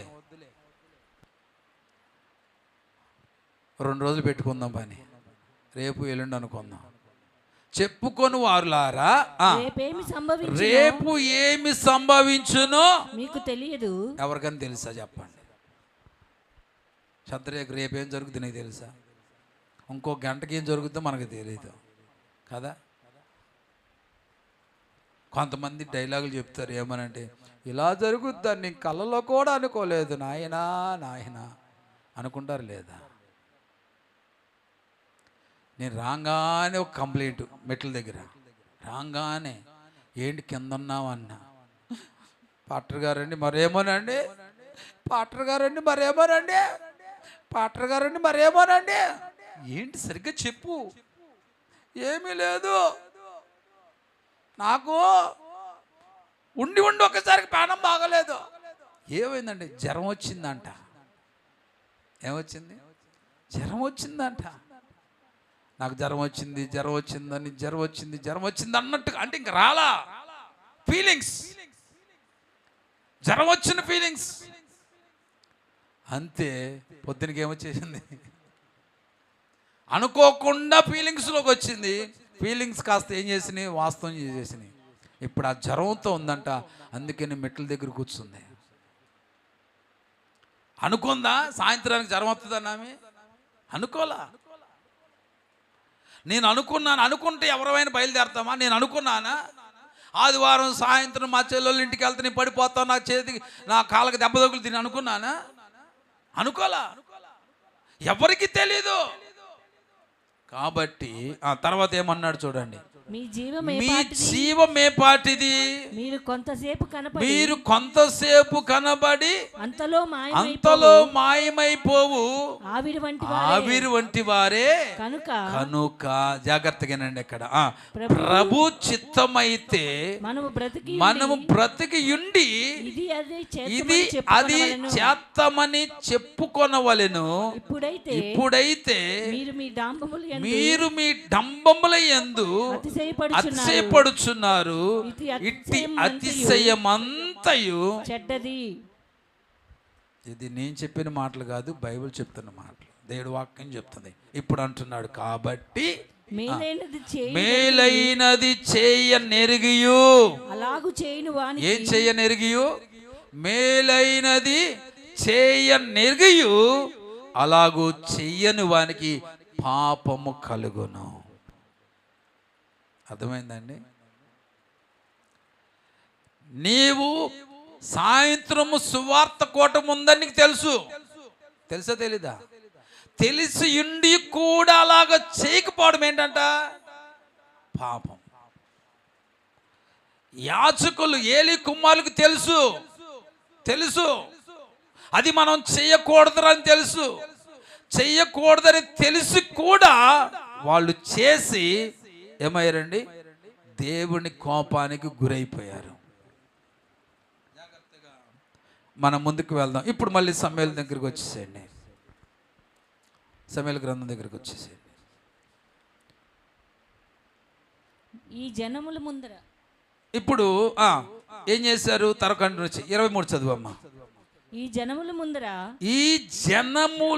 ముందర మీరు చేసిన చెడ్డ కార్యములు నాకు వినబడినవి. ఇలాంటి కార్యములు మీరెందుకు చేయుచున్నారు? నా కుమారులారా ఇలాగు చేయవద్దు. నాకు వినబడినది మంచిది కాదు. యెహోవా జనులను మీరు అతిక్రమింప చేయుచున్నారు. తండ్రిగా తాను చెప్పవలసింది చెప్పాడు. నేను అనుకున్నాను బుచ్చగించి చెబితే విన్నప్పుడు ఏం చేయాలని కాస్త గట్టిగానే చెప్పాలి. బుచ్చగిస్తూ లేకపోతే లాలన చేస్తూ జోకొడుతూ చెప్పినప్పుడు వినకపోతే ఏం చేయాలండి? కాస్త గట్టిగానే చెప్పాలి. ఎందుకు చెప్పాలో ఒకసారి మీరు చూస్తారా? చూడండి, ఇదే సమూయేలు గ్రంథము 3వ అధ్యాయము 12వ వచనం చదవండి. ఆ దినమున ఏ దినమున? ఏలీ కుమారులు యాజకత్వపు క్రమానికి విరుద్ధంగా చేసిన ఆ దినమున ఏలీ యొక్క ఇంటి వారిని గురించి నేను చెప్పినదంతయు వారి మీదకి రప్పింతును, దాని చేయ మొదలుపెట్టి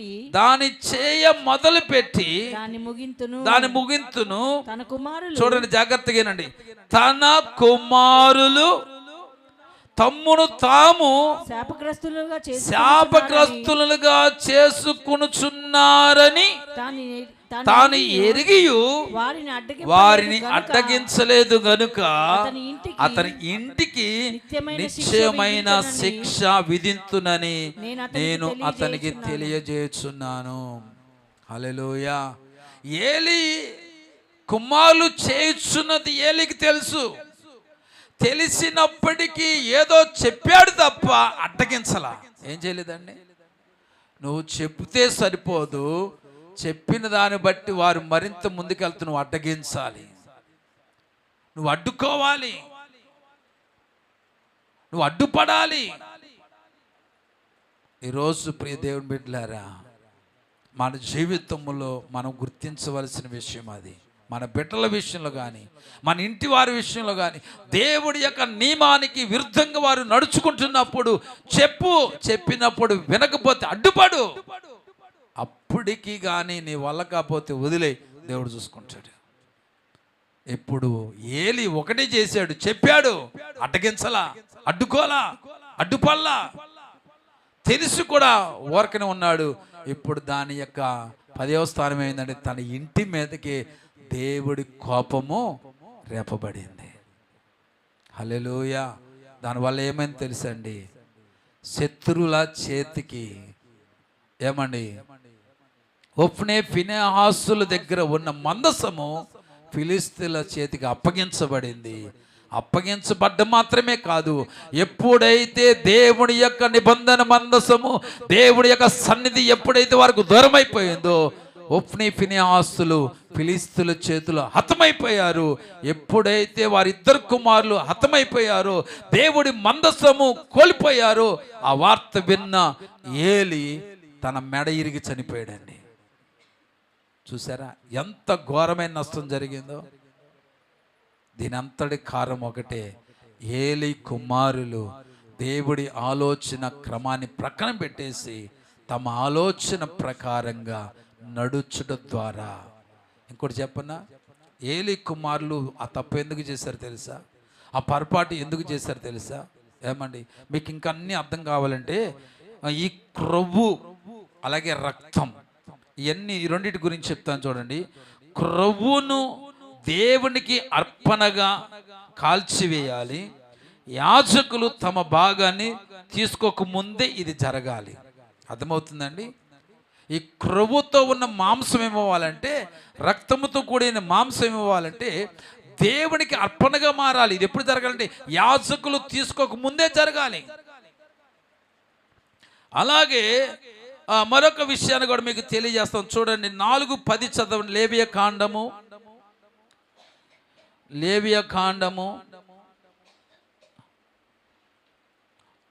4:26 చదవండి. 4:26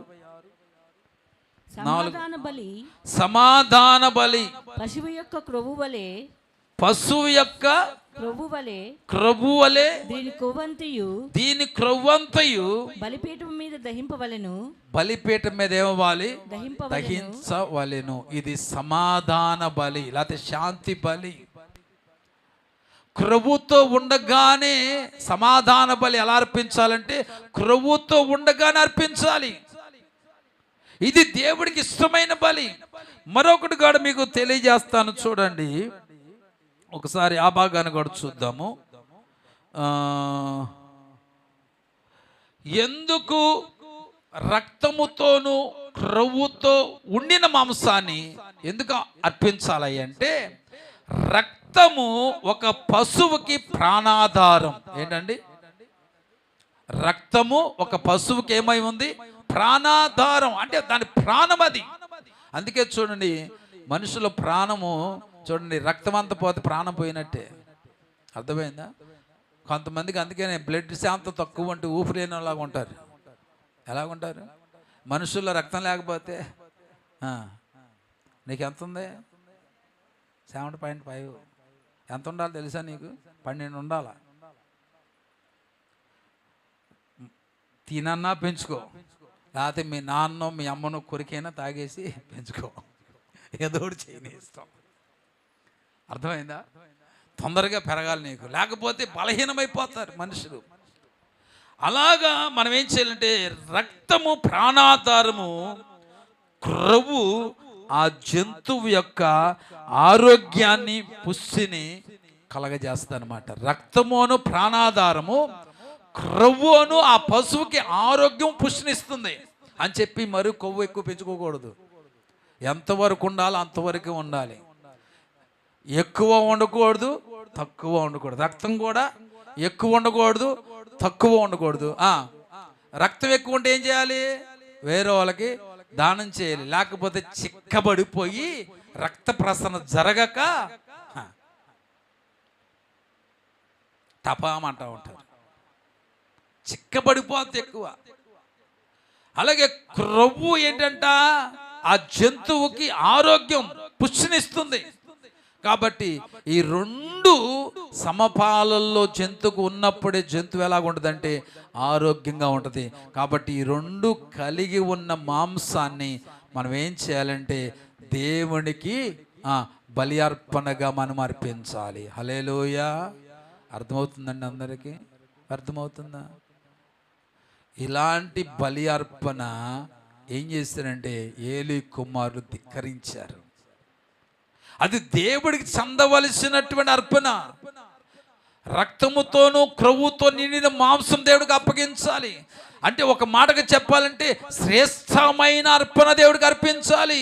శ్రేష్టము కానిది కాదు. దేవుడికి అర్పించే అర్పణ ఎలాగుండాలో తెలుసా అండి? మచ్చ ఉండకూడదు, డాగు ఉండకూడదు, ముడత ఉండకూడదు, కలంకం ఉండకూడదు, రోగిదై ఉండకూడదు, కుంటిదై ఉండకూడదు, గొడ్డుదై ఉండకూడదు. అర్థమైందా? ఎలాంటివి ఉండకూడదండి? గొడ్డు అంటే పిల్లలు కననది.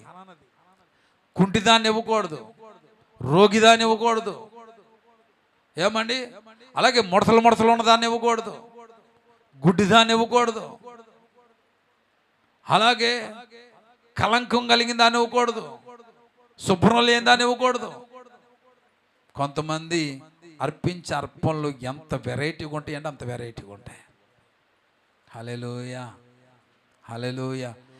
ఏది చేసినా నిన్న కూడా నా ఆత్మీయ తండ్రి చెప్తున్నాడు కదా, మేము కానీ వరదల్లో కస్తూరమ్మ గారి ఇంటికి పరామర్శించడానికి వెళితే వారిని మేమేదో బలపరుస్తామని వెళితే ఆమె గారు వేడి వేడి పునుగులు వేసి పెట్టేదంట. చల్లగా ఉన్నాయి కాదు, ఏసీలోంచి తీసుకొచ్చిన పునుగులు పెట్టలదు. ఎలాంటి పునుగులు? వేడి వేడి పునుగులు పెట్టేదంట. మా నాన్నగారు వచ్చేసరికి ఏదైనా ఒక స్పెషల్ కార్యక్రమం జరుగుతుందంటే అది ముగించే లోపు వాటిని ఏం చేసేవాడు? ఏంటి? కేకులు తీసుకొచ్చి పనిచేవాడు అంట. ఆయన చెప్తున్నాడు కదా, దైవ సేవకుడి దగ్గర మా కుటుంబానికి ఉన్న సాక్ష్యం ఏంటంటే దాతృత్వము కలిగిన కుటుంబం. అది దేవుడికి ఇచ్చే విషయంలో ముందుండే కుటుంబం అని చెప్పి ఆయన సాక్ష్యం చెప్తున్నాడు. ఆమె నిజంగా దేవుడి పరిచర్య కొరకు ఆమె పరుగులు తీసిన పరుగులు ఇప్పటి కాలంలో యవనస్తులు కూడా తీరు అంత పరుగులు తీసినటువంటి తల్లి ఆ తల్లి గారు కస్తూరమ్మ గారు అని చెప్పి ఆ గురించి సాక్ష్యం చెప్తున్నాడు ఆయన. ఈరోజు నాకంటే పెద్ద ఆయనకు ఉన్నటువంటి మోజెస్ చౌదరి గారు సైతం కూడా ఆమె గురించి ఎందుకు అడుగుతారయ్య అంటే ఆమెకు అంత గొప్ప సాక్ష్యం ఉంది. ఈరోజు కూడా ఆమెను జ్ఞాపం చేసుకొని ఆ పెద్ద ఆయన కన్నీరు పెట్టుకోవడానికి కారణం ఏంటంటే ఆమె పడిన ప్రయాసలు, ఆమె పడిన కష్టాలే. అలాగా ఆమె దేవుళ్ళు ఎదిగిన గొప్ప తల్లయ్య మీ తల్లి అని చెప్పి నేను అటు కాలమంది ఆయన మరలా మాట్లాడుతూ వచ్చారు. ఈరోజు నా తల్లని నేను గొప్ప చెప్పుకోవట్లేదు, కానీ నేను ఎవరినైనా సరే పొగడాలని ఒక ఆలోచన నాలో కలగాలంటే వాళ్ళు నిజమైన భక్తి పరులై ఉండాలి. నిజమైనటువంటి సజీవ యాగముగా ఎవరైతే దేవుడికి సమర్పించుకుంటారో వారి నిజమైన దేవుడికి ఇష్టమైన అర్పణగా వారు మారుతారండి. హల్లెలూయా. ఎవరైతే అలాంటి నిజమైన అర్పణగా వారు దేహములు అర్పించుకుంటారో అలాంటి వారిని దేవుడు విడిచిపెట్టడు. అలా అర్పించుకుంది కాబట్టి ఆ తల్లి కడుపున 3 సేవకులమయ్యామండి. ఈరోజు ప్రియ దేవుని బిడ్డలారా, మనం అలాంటి అర్పణ ఏం చేయాలంటే దేవుడికి అర్పించాలి. ఇంకో మాట కూడా మీకు చదివిస్తాను చూడండి. ఇంకో మాట కూడా ఇదే లేవియా కాండము 17వ అధ్యాయము 10 నుంచి 12 వరకు వచ్చిన చదవండి. ఇదే లేవియా కాండం 10 నుంచి 12 వరకు త్వరగా చదవండి. 17వ అధ్యాయం 10 నుంచి. మరియు ఇశ్రాయేలీయుల కుటుంబంలోనే గాని ఇశ్రాయేలీయుల యొక్క కుటుంబములోనే గాని కుటుంబంలోనేమి మీలో నివసించు పరదేశంలోనేమి ఒకడు దేని రక్తమును తినును రక్తము తినువానికి నేను విముఖుడనై జనములలో నుండి వాని కొట్టివేయుదును. రక్తము దేహమునకు ప్రాణము, మీ నిమిత్తము ప్రాయశ్చిత్తము చేయనట్లు బలిపీఠము మీద పోయిటకై దానిని మీకు ఇచ్చి తిని, రక్తము దానిలో ప్రాణమును బట్టి రక్తము దేహమునకు ప్రాణము మీ నిమిత్తం ప్రాయశ్చిత్తం చేయనట్లు బలిపీఠం మీద పోయిటకి దానిని ఏం చేశాడంట? మీకు ఇచ్చాడు. అంతేగాని మాకు తెలియని కొత్తలోనండి, వాస్తవం చెప్తున్నాను కదా, ఏదైనా చేసినట్టు చెప్పాలి. తెలియని కాలంలో మేం చేసేవాళ్ళంటే మేక గొర్రెకి రక్తం తీయగానే గిన్నెలు ఆటలు పోసేవాళ్ళు కదా. పోయింగానే అవి కొనుక్కొని వచ్చేవాళ్ళం. అది తీసుకొచ్చి మా అమ్మ ఏం చేస్తుంది, భలే ఉండేదిలే కూర. అవి మేమేమనుకున్న వాళ్ళంటే అంటే ఈ కాజ్యం ఉంటుంది కదా, అది తెచ్చుకొని వండుకోవాలంటే రేట్ ఎక్కువ. ఇదంటే చాలా చీప్గా వచ్చింది. కానీ దీన్ని ఎలాగనుకొని తినేవాళ్ళం అంటే కాజ్యం అనుకొని కసకస తినేస్తూ ఉండేవాళ్ళం. ఇది ఎక్కువ ఎవరికి ఇస్తారంటే బాగా డ్రింక్ చేసిన వాళ్ళకి పెడతారు. ఏదో ఆ రెస్టారెంట్లో బార్లు ఇదే పెడతారు. ఆ రక్తం ఉంటుంది కదా, దాన్ని బాగా ఫ్రై చేసి ముక్కలు కోసి పెడతారు. వీళ్ళని నంచుకొని తినేస్తారు దాన్ని. అది ఎక్కువ అక్కడ అమ్ముతూ ఉంటారు. అలాంటిది మా అమ్మ ఏం చేసేదాన్ని తీసుకొచ్చుండేది. ఏ రోజైతే వాస్తవం తెలిసిందో ఆ రోజుని దాన్ని ఏం చేశాను, నిషేధించేసాం మేమంతే. తెలియని కాలం చేసిన పొరపాటు, కానీ తెలిసిన దగ్గర నుంచి కూడా ఆ పొరపాటు మేము ఎన్నడూ చేయలేదండి. తెలియక చేసిన పొరపాటుని దేవుడు క్షమిస్తాడు, తెలిసి చేసే పొరపాటుని దేవుడు ఏం చేయడండి, క్షమించడు. ఇక్కడ ఏలీ కుమారులు ఏం చేశారు, తెలిసి ఆ తప్పు చేశారు కాబట్టి క్షమించబడలేదు వాళ్ళు. ఏలి సైతం కూడా, తండ్రి సైతం కూడా వాళ్ళు చేశారు కదా, తప్పు చేశారు కదా అని చెప్పి వారిని గద్దించాడు తప్ప అడ్డుకోలేదండి. వారిని అడ్డుపల్లా గద్దించాడు, వదిలిపడేసాడు. కానీ వాళ్ళకి అడ్డుపడినట్లయితే, ఆపినట్లయితే చాలా బాగుండేదేమో. దానివల్ల ఏమైంది తెలుసా, ఏలి ఉన్న కాలములో దేవుని యొక్క స్వరం ఆగిపోయింది. ఏమైపోయిందండి, దేవుడి స్వరం ఆగిపోయింది, దేవుడు మాట్లాడడం ఆగిపోయాడు. ఎప్పుడైతే మరలా ఆ స్థానములోనికి సమూయేలు వచ్చాడో ఆనాటి నుండి మరలా దేవుడి స్వరము వినడం అనేది ప్రారంభించబడింది. హల్లెలూయా. నేను అంటాను, నీ భక్తి ఆగిపోయిన దైవ కార్యాలను మళ్ళా జరిగించాలి నీ కుటుంబంలో. హల్లెలూయా. ఆగిపోయిన దర్శనాలు, ఆగిపోయిన కళలు, ఆగిపోయిన దైవ స్వరము, ఆగిపోయిన దేవుడి దీవెనలు మరలా నీ యొక్క భక్తి ద్వారాగా అవి మరలా నీ ఇంట్లో స్టార్ట్ అవ్వాలి. ఆ రీతిగా మన జీవితాలను కట్టుకోవాలండి. ఇక్కడ వీళ్ళు ఈ పొరపాటు చేయడానికి, ఈ తప్పులు చేయడానికి, దేవుడికి చెందవలసినటువంటి ఆ అర్పణ దేవుడికి చెందకోకుండా వీళ్ళు అనుభవించడానికి కారణం ఏంటంటే, చూడండి 25వ వచనం కూడా చదవండి. అది చదువుకొని తర్వాత కారణం ఏంటో, వాళ్ళు తప్పు చేయడానికి కారణం ఏంటో మనం ముందుకు వెళ్దాం. నీ నివాస స్థలమునకు నేను అంటుంది అక్కడ కాదు, మళ్ళీ సమయాలు మొదటి గ్రంథంకి వచ్చాను. 2:25 చదవండి. 2:25. నరునికి నరుడు తప్పు చేసిన ఎడల దేవుడు విమర్శ చేయును గాని ఎవరైనా యెహోవా విషయములో పాపము చేసిన ఎడల వాని కొరకు ఎవడు విజ్ఞాపనము చేయును అనేను. హల్లెలూయా. అయితే యెహోవా వారిని చంపదలచి ఉండెను గనుక వారు తమ తండ్రి యొక్క మొరను వినకపోయేరి. చూసారా, ఈ మాట చాలా జాగ్రత్తగానండి. కొంతమంది విషయములో ఎందుకు చెప్పినా, పదే పదే చెప్పినా వినకపోవడానికి గల కారణం ఏంటి తెలుసా? వారు ఇంకా దేవుడి దృష్టిలో ఎలాగున్నారంటే శిక్షకు గురైపోయిన వారంట. ఇక్కడ అదే అంటున్నాడు చూడండి, ఏమంటున్నాడండి? అయితే యెహోవా సంపదలచి ఉండెను గనుక వారు తమ తండ్రి యొక్క మొరను వినకపోయిరి. ఎన్నిసార్లు చెప్పినా వినకోకుండా వెనుతిరుగుతూ తిరుగుబాటు చేస్తూ ఒకవేళ ఉంటున్నావు, ఆ స్వభావం కలిగి, ఆ మనస్తత్వం కలిగి ఉన్నావంటే ఇక్కడ దేవుడు వాక్యం చెప్తుంది కదా, నీ విషయంలో దేవుడు ఏదో ఒక తీర్పు తీర్చబోతున్నాడేమో. ఈరోజు మనల్ని ప్రేమించి దేవుడు చెప్తున్నాడు, ఆ తీర్పుకు నీవు బలవుకోకుండా, అక్కడ ఏలి అనగా తండ్రి, ఇక్కడ సేవకుడు ఒక తండ్రి. హల్లెలూయా. సంఘానికి తండ్రి లాంటి వాడు సేవకుడు.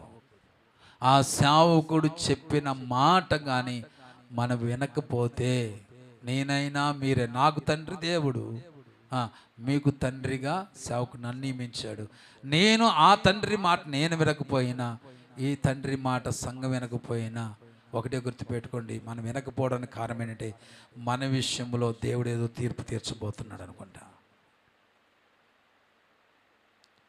అందుకని ఎన్నిసార్లు చెప్పినా వినకపోవడానికి ఒక హేతు అని ఇక్కడ ఈ భాగం మనకు తెలియజేస్తూ ఉంది. ఇప్పుడు జాగ్రత్తగానండి, వినకపోవడానికి కారణం, ఏలి కుమారులు వినకపోవడం కారణం ఒకసారి చూడండి. 12వ వచనం చదవండి. 12వ వచనం. ఏలి కుమారులు యెహోవాను ఎరిగిన వారై, ఎరగని వారై కాదమ్మా, ఎరగని వారై మిక్కిలి దుర్మార్గులై ఉండిరి. జాగ్రత్తగానండి, ఏలి పేరుకి యాజకుడే. ఎవరండి? ఏలి పేరుకి యాజకుడే, కానీ తన కుమారులకి దేవుడి గురించి చెప్పకపోవడమే పెద్ద నేరం. తాను తెలుసుకున్న సత్యాన్ని, తన యాజకత్వపు యొక్క క్రమాన్ని, దేవుడు తనకు నేర్పించినటువంటి ఆ భక్తి క్రమాన్ని, ఆ ఆత్మీయతను, ఎలాగ మనం బ్రతకాలో, ఎలా నడుచుకోవాలో, ఎలా జీవించాలో నేర్చుకున్నటువంటి ఏలి తన కుమారులకి నేర్పించకపోవడమే ఏలి చేసిన పెద్ద తప్పు. చెబితే వాళ్ళు యెహోవాను ఎరిగి ఉండేవాళ్ళు. చెప్పకపోవడం వలన ఏలి కుమారులు యెహోవాను ఎరగని వారై వారేం చేశారంటే దేవుడి దృష్టిలో దుర్మార్గులైపోయేవారు. ఇప్పుడు ప్రధాన యాజకుడి దగ్గర కొంతమంది యాజకులు, చిన్న యాజకులు ఉంటారు. ఇక్కడ షిలోహులో ఉన్న మందిరం దగ్గర అక్కడ ఉన్నటువంటి యాజకులు చెప్పారు, అక్కడ పనులు చెప్పారు, అయ్యా ఏలి కుమారులారా, మీరు చేసేది సరైనది కాదు, చేయకూడదు మీరు అని చెప్పిన వారు వినకపోవడానికి కారణం ఏంటి చెప్పమంటారా? మమ్మల్ని కన్నా మా బాబే చెప్పలా అండి, మమ్మల్ని కన్నా మా బాబే చెప్పలా. అరే యాజకుడుగా మన క్రమం ఏంటో తెలుసా? పాపము చేసి ప్రజలు బలర్పణ, సమాధాన బలో, పాప పరిహార బలో, అలాగే దహన బలు, రకరకాల 5 రకాల బలులు వారు తీసుకొచ్చినప్పుడు ఆ బలులను మనం అర్పించవలసిన క్రమం ఇదిరా అని చెప్పి తన తండ్రి తన కుమారులకి ఏం చేయాలా? నేర్పించాలా. నేర్పిస్తే వారు ఆ తప్పు చేసేవాళ్ళు కాదు.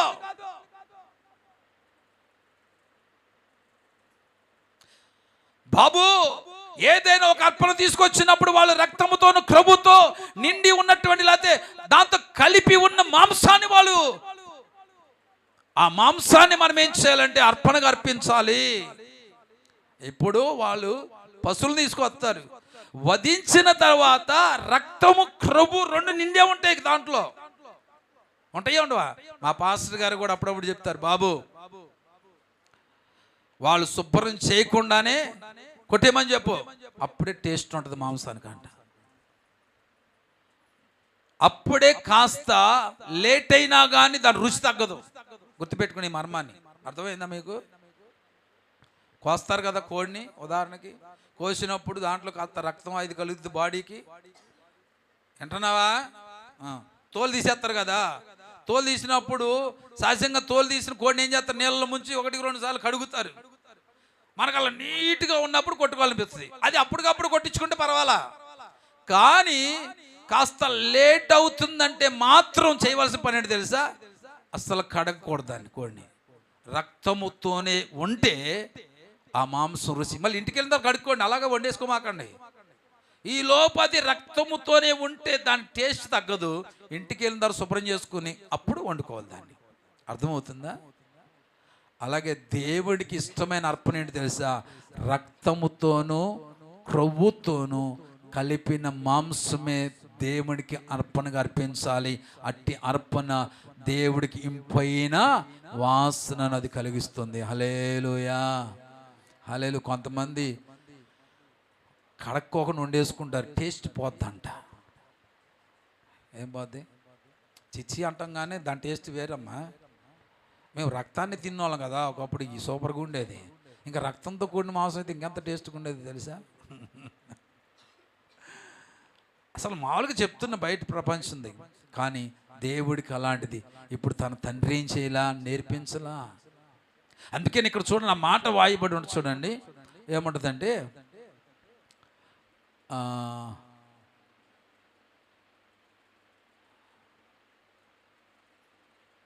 16 వచనం చదవండి. 16 వచనం 15 వచనం నుంచి మనకు నేను చదువుతా జాగ్రత్తగా.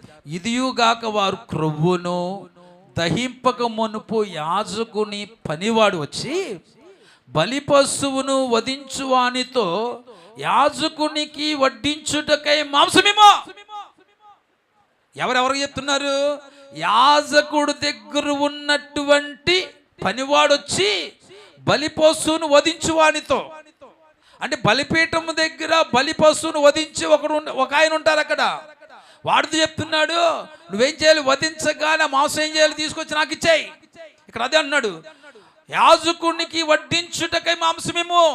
ఏది? ఆ వధించిన మాంసం ఇచ్చేయి, ఆ రక్తముతోను క్రొవ్వుతో ఉన్న మాంసం ఇచ్చేయి అని అంటూ ఉడకబెట్టిన మాంసమును అతని యొద్దకు తీసుకొనడు. ఏం చేయడంట? ఉడకబెట్టింది నాకొద్దు. మా యాజకుడు ఎవరో? మా యాజకుడు ఎలాంటి వాడు అనుకున్నా? రక్తంతో కొవ్వుతో ఉన్నదే ఇచ్చేయాలా. ఉడకబెట్టిన మా మాంసం మా యాజకుడు తినడు అని చెప్పి తర్వాత అంటున్నాడు కదా, పచ్చి మాంసమే కావాలను అని చెప్పుచూ వచ్చాను. చెప్పాడు. చెప్పి తర్వాత ఇప్పుడు చూడండి 16 వచనం.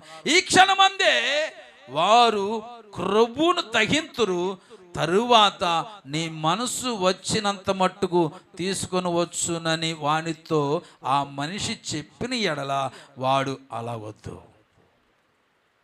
అలా వద్దు. మాకు మీ యాజకులు పాపం ఆకలితో ఉన్నారేమో, బాగా కక్కుర్తో ఉన్నారేమో. అయ్యా ఈ క్షణమందే ఇప్పుడే దేవుడికి ఏం చేస్తాం?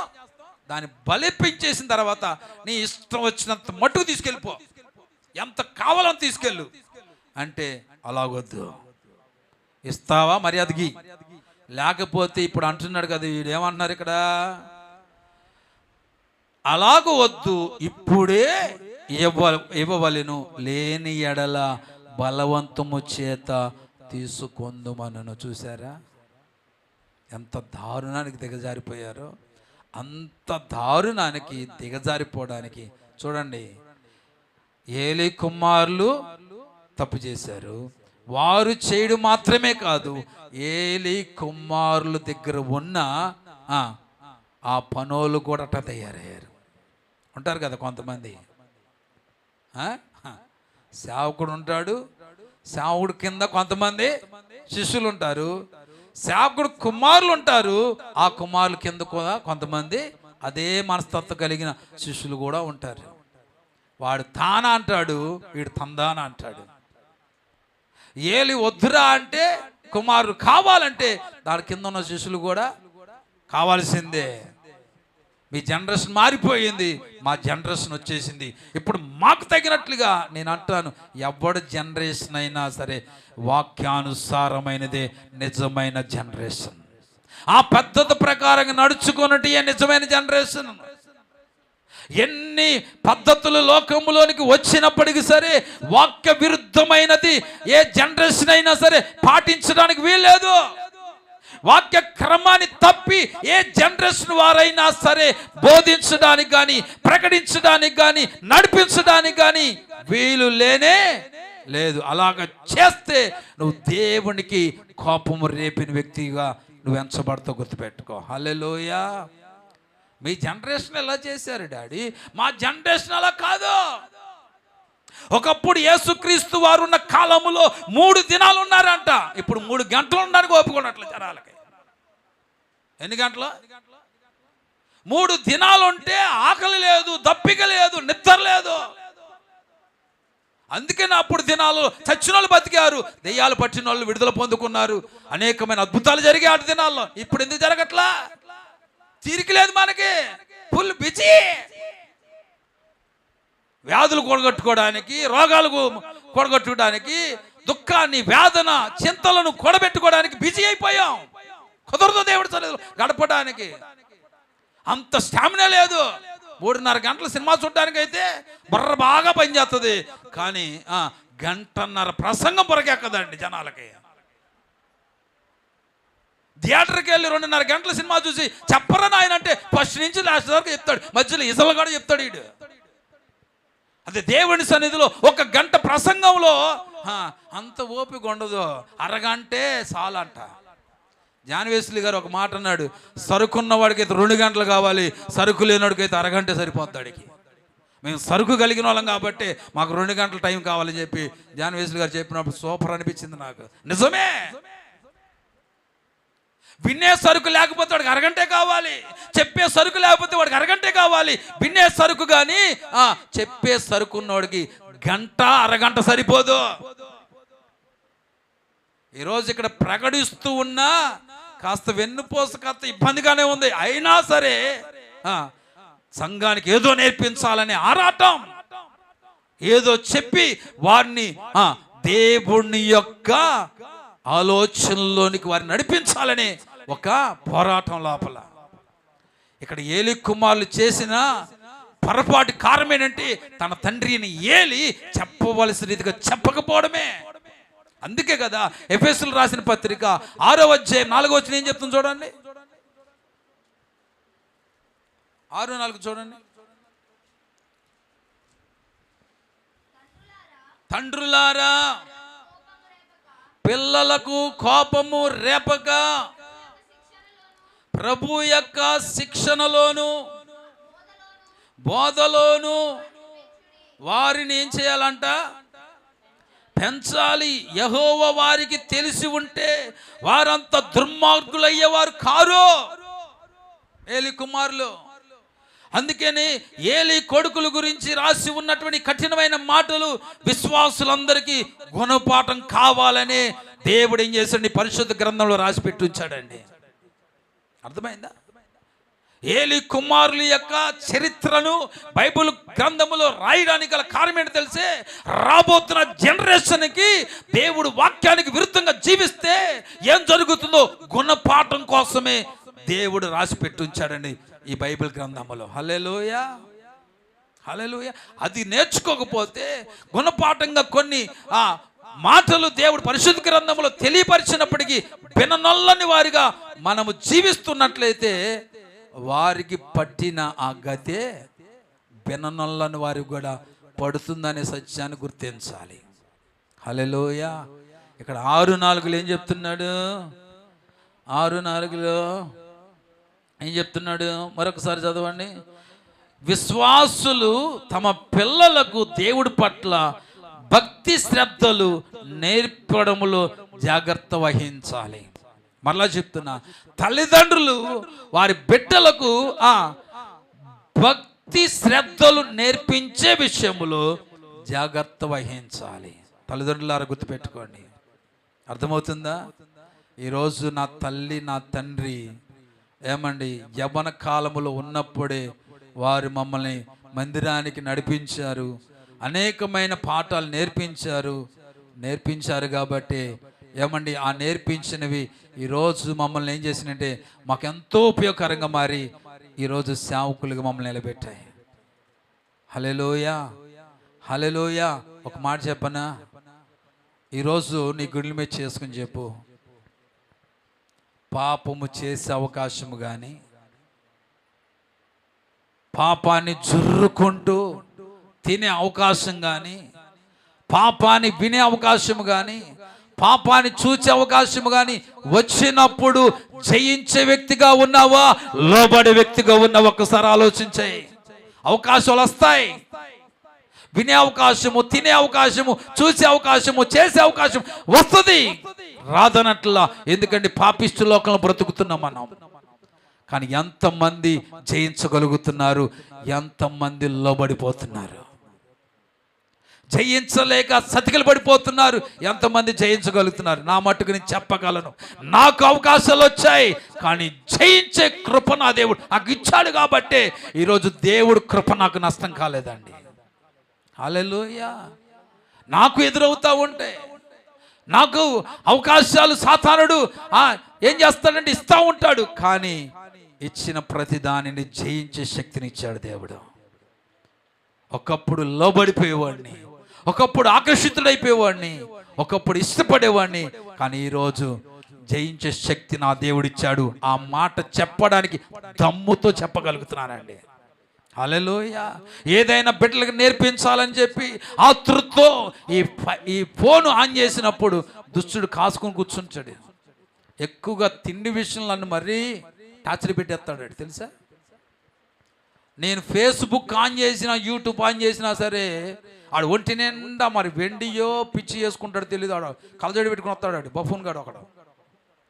వాడు కేజీలు తెస్తాడు. వేట మాంసం చికెన్ అన్ని తీసుకొచ్చి తెగ తింటా ఉంటాడు, వేడి తింటా ఉంటాడు. వాడు అనుకున్న వీడికి ఏం కొలెస్ట్రాల్ రావట్లేదు ఏంటారు బాబు, వీడికి ఏ జబ్బులు రావట్లేదు, ఎడ తింటున్నాడు అనుకునేవాడు నేను. అవన్నీ చూపించాక ఈ మధ్య ఆడవాళ్ళని తక్కువ తిన్నామని చెప్పి వాళ్ళ పోస్టులు కూడా చూపిస్తున్నారు. నేను ఆన్ చేస్తే పాపం 2 వీడియోలకు ఒక వీడియో ఇదే ఉంటుంది నాకు. నేనేమన్నా నాకు సంబంధించినవి ప్రసంగానికి సంబంధించినవి దొరుకుతాయేమని కాస్త వెతుకులాటలు బైబిల్లోని దీంట్లో కూడా చూస్తూ ఉంటాయి, తగులుకుంటూ ఉంటాయి. కొన్ని హితోక్తులు చెప్తే కొంత మా బిడ్డలకు ప్రయోజనకరంగా ఉండే ఏమన్నా ఎత్తుక్కుందామని చూస్తూ ఉంటాయి, ఈ తగులుకుంటూ ఉంటాయి. జంతువులు అలాగే సినిమా ఉంటాయి కదా, డైలాగులు పోస్టులు అవి వస్తూ ఉంటాయి. కానీ దేవుడు వాటన్నిటిని అక్కడే కూర్చొని చూసుకుంటూ సొల్లు కాచుకునే విధంగా కాకుండా వాటిని జయించి ముందుకు వెళ్ళే ఒక కెపాసిటీ దేవుడు నా దేహంలో పెట్టాడని దేవుడు. హల్లెలూయా. ఈరోజు ప్రశ్నిస్తున్నా, అలాంటి ఒక జీవితం కలిగి ఉంటే నువ్వు ధన్యుడివే. హల్లెలూయా. బైబుల్లోనండి నువ్వు తాగుబోతువా, నువ్వు తిరిగిపోతువా, నువ్వు చూపు విషయంలో లేకపోతే ఇంకా దీని విషయంలో నీవు నీ గొంతుకు కత్తి పెట్టుకొని చెప్పలేదు, కానీ నువ్వు తిండిపోతువైన ఎడలా నీ గొంతుకు ఏం చేయాలా? కత్తి పెట్టుకోమని మాట మాత్రం చెప్పింది. అది ఘోరమైన తప్పులు చేయడానికి తిండి బాగా ఉపయోగపడుతుందండి తెలుసా. తిండి ఎంత మంచిదో అంత ఘోరమైన పాపం కూడా తిండి వలన హత్యలు చేసేవాళ్ళు ఉన్నారు, తిండి వలన వ్యభిచారం చేసేవాళ్ళు ఉన్నారు, తిండి వలన దొంగతనాలు చేసేవాళ్ళు ఉన్నారు, తిండి వలన మోసాలు చేసేవాళ్ళు ఉన్నారు, తిండి మోజు వలన ఎన్నో పాపాలు చేసే వాళ్ళు ఉన్నారండి. ఇంకో మాట చెప్పండి, తిండి ఈ పాపములన్నీ చేయడానికి కావలసిన బలమునిస్తుంది. ఇది తాగుడు పాపానికి బలం ఇచ్చేది తిండే, వ్యభిచారం చేయడానికి బలం ఇచ్చేది తిండే, హత్యలు చేయడానికి బలం ఇచ్చేది తిండే, ఇంకా ఏమైనా చేయడానికి మెయిన్ బలం కావాలి. ఆ బలం ఇచ్చేది ఏంటిది? మందు బలం ఎత్తదా? సిగరెట్ బలం ఎత్తదా? వ్యభిచారం బలం ఎత్తదా? యోధం. అన్నిటికీ బలం ఇచ్చేది ఏది? తిండి. అందుకనే ఆ తిండి పోతువైతే కత్తిపెట్టుకు గొంతుకి. ఒక మనిషిని సోమర్తనంగా చేసేది తిండే, ఒక మనిషిని బద్ధకస్తుడిగా చేసేది తిండే, ఒక మనిషిని నిద్రపోతుగా చేసేది తిండే, ఒక మనిషిని తిరుగుబోతుగా చేసేది తిండే. ఈ తిండి ఎంత భయంకరమైనదో. ఇప్పుడు యాజకుడు యాజకత్వం పని చేయకుండా చేసింది కూడా తిండే. అసలు పాపం ప్రవేశించింది తిండి వల్ల. అవునా కాదా? పండు తినకుండా ఉంటే మనకి ఈ బాధలు వచ్చాయా? తిండో తిండి, తిని తిని తిని రోగాలు సంపాదిస్తున్నాం, తిని తిని ఒళ్ళు సంపాదిస్తున్నాం, రకరకాల బలహీనలు సంపాదిస్తుంది తప్ప ఏమైనా ఉందా మనకి? అసలు మన ఇండియా, మన ఆంధ్రాను తెలంగాణ తిండి మరి భయంకరమైన తిండి అంట. సర్వరోగాలకి కారణం అనేది మన ఆంధ్ర తెలంగాణ తిండేనంట. ఇంకా వేరే రాష్ట్రాల తిండి కూడా అంతా బలహీనలు తెచ్చిపెట్టవు, కానీ మన ఆంధ్ర తెలంగాణ తిండి మాత్రం ఎన్ని రోగాలు కావాలో అన్ని రోగాలు తెచ్చిపెట్టిద్దంట. మళ్ళీ మన రెండు రాష్ట్రాల యొక్క వంటలు బాగా రుచుకుంటాయి అంట. ఏ రాష్ట్రం వాడు ఏ రాష్ట్రంలోకి వెళ్ళి బతకలేడు, కానీ ఏ రాష్ట్రం వాడైనా మన ఆంధ్రాకి తెలంగాణ నుంచి బతికేస్తాడంట. ఎందుకంటే అంత రుచికరంగా ఉంటాయి మన ఆంధ్ర తెలంగాణ ఫుడ్లు. ఈరోజు ప్రియ దేవుని బిడ్డ అర్థం చేసుకోండి, వాళ్ళు పాపం చేయడానికి కారణం అంటే దేవుని యొక్క శిక్షణలో బాధల్లో వారి బిడ్డలు పెంచాల. తల్లిదండ్రులారా గుర్తుపెట్టుకోండి, మన బిడ్డలు ఏం చేయాలంట? భక్తి శ్రద్ధలతో పెంచడానికి జాగ్రత్త వహించండి. అన్ని విషయాల్లో మన బిడ్డల విషయంలో జాగ్రత్త వహిస్తున్నాం, కానీ వారి తిండి విషయంలో, వారు తాగే విషయంలో, వారు కట్టుకునే విషయంలో, వారు కొనే వస్తువుల విషయంలో అన్ని విషయాలు జాగ్రత్త ఆచి తూచి అడుగులు ముందుకు వేస్తున్నాం. వాళ్ళ భక్తి శ్రద్ధల విషయంలో కూడా నీవు నేను జాగ్రత్త వహిస్తున్నామా? అందుకనే ద్వితీయోపదేశ కాండము చూడండి, మోషే ద్వారాగా తెలియపరిచిన మాటలు అక్కడ ఉన్నాయి. 6వ అధ్యాయము చూడండి ఒకసారి. 6వ అధ్యాయము ద్వితీయోపదేశ కాండము 6వ అధ్యాయము 4 నుంచి 9 వరకు వచ్చిన. త్వరగా తీనమ్మా, త్వరగా. ఇశ్రాయేలు వినుము, వినుము, మన దేవుడైన యెహోవా, మన దేవుడైన యెహోవా, అద్వితీయుడగు యెహోవా, నీ పూర్ణ హృదయముతోను, నీ పూర్ణ హృదయముతోను, నీ పూర్ణ ఆత్మతోను. చూడండి ఇక్కడ అంటున్నాడు, మళ్ళీ చదువు ఫస్ట్ నుంచి. ఇశ్రాయేలు అందరు వినండి. ఇశ్రాయేలు వినన్నాడా? వినన్నాడా? శద్రకు విను నా మాటలు కోసం పంపించేస్తా నేను.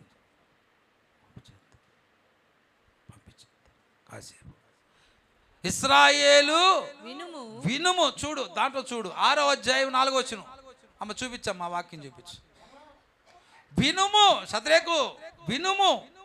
ఏ వినాలి? మన దేవుడైన యెహోవా, మన దేవుడైన యెహోవా, అద్వితీయుడగు యెహోవా, అద్వితీయుడైనటువంటి దేవుడు, నీ పూర్ణ హృదయముతోను. అలాంటి దేవుడిని ఏం చేయాలంట? నీ పూర్ణ హృదయముతోను, నీ పూర్ణ ఆత్మతోను, నీ పూర్ణ ఆత్మతోను, నీ పూర్ణ శక్తితోను, నీ పూర్ణ శక్తితోను నీ దేవుడైన యెహోవాను నీ దేవుడైన యెహోవాను ఏం చేయాలి? ప్రేమించాలి. సగం సగంతో కాదు, అంత పూర్ణంగానే ఉండాలి. మనందరికి పూర్ణాలు ఇష్టమే కదా, ఏమండి? దేవుడికి కూడా పూర్ణంగా నువ్వు ఆరాధిస్తే ఇష్టం. అర్థమైంది? పునుక్కన్న పూర్ణం బాగా ఇష్టం కదా, ఏమండి? అలాగే నువ్వు కూడా ఏది చేసినా ఎలా చేయాలి? సంపూర్ణంగానే చేయాలి. హల్లెలూయా. ఒక్క మాట చూపించి మళ్ళీ ఇక్కడికి వస్తానే. దినవృత్తాంతాలు 2వ గ్రంథం తీయండి ఒకసారి తీయండి.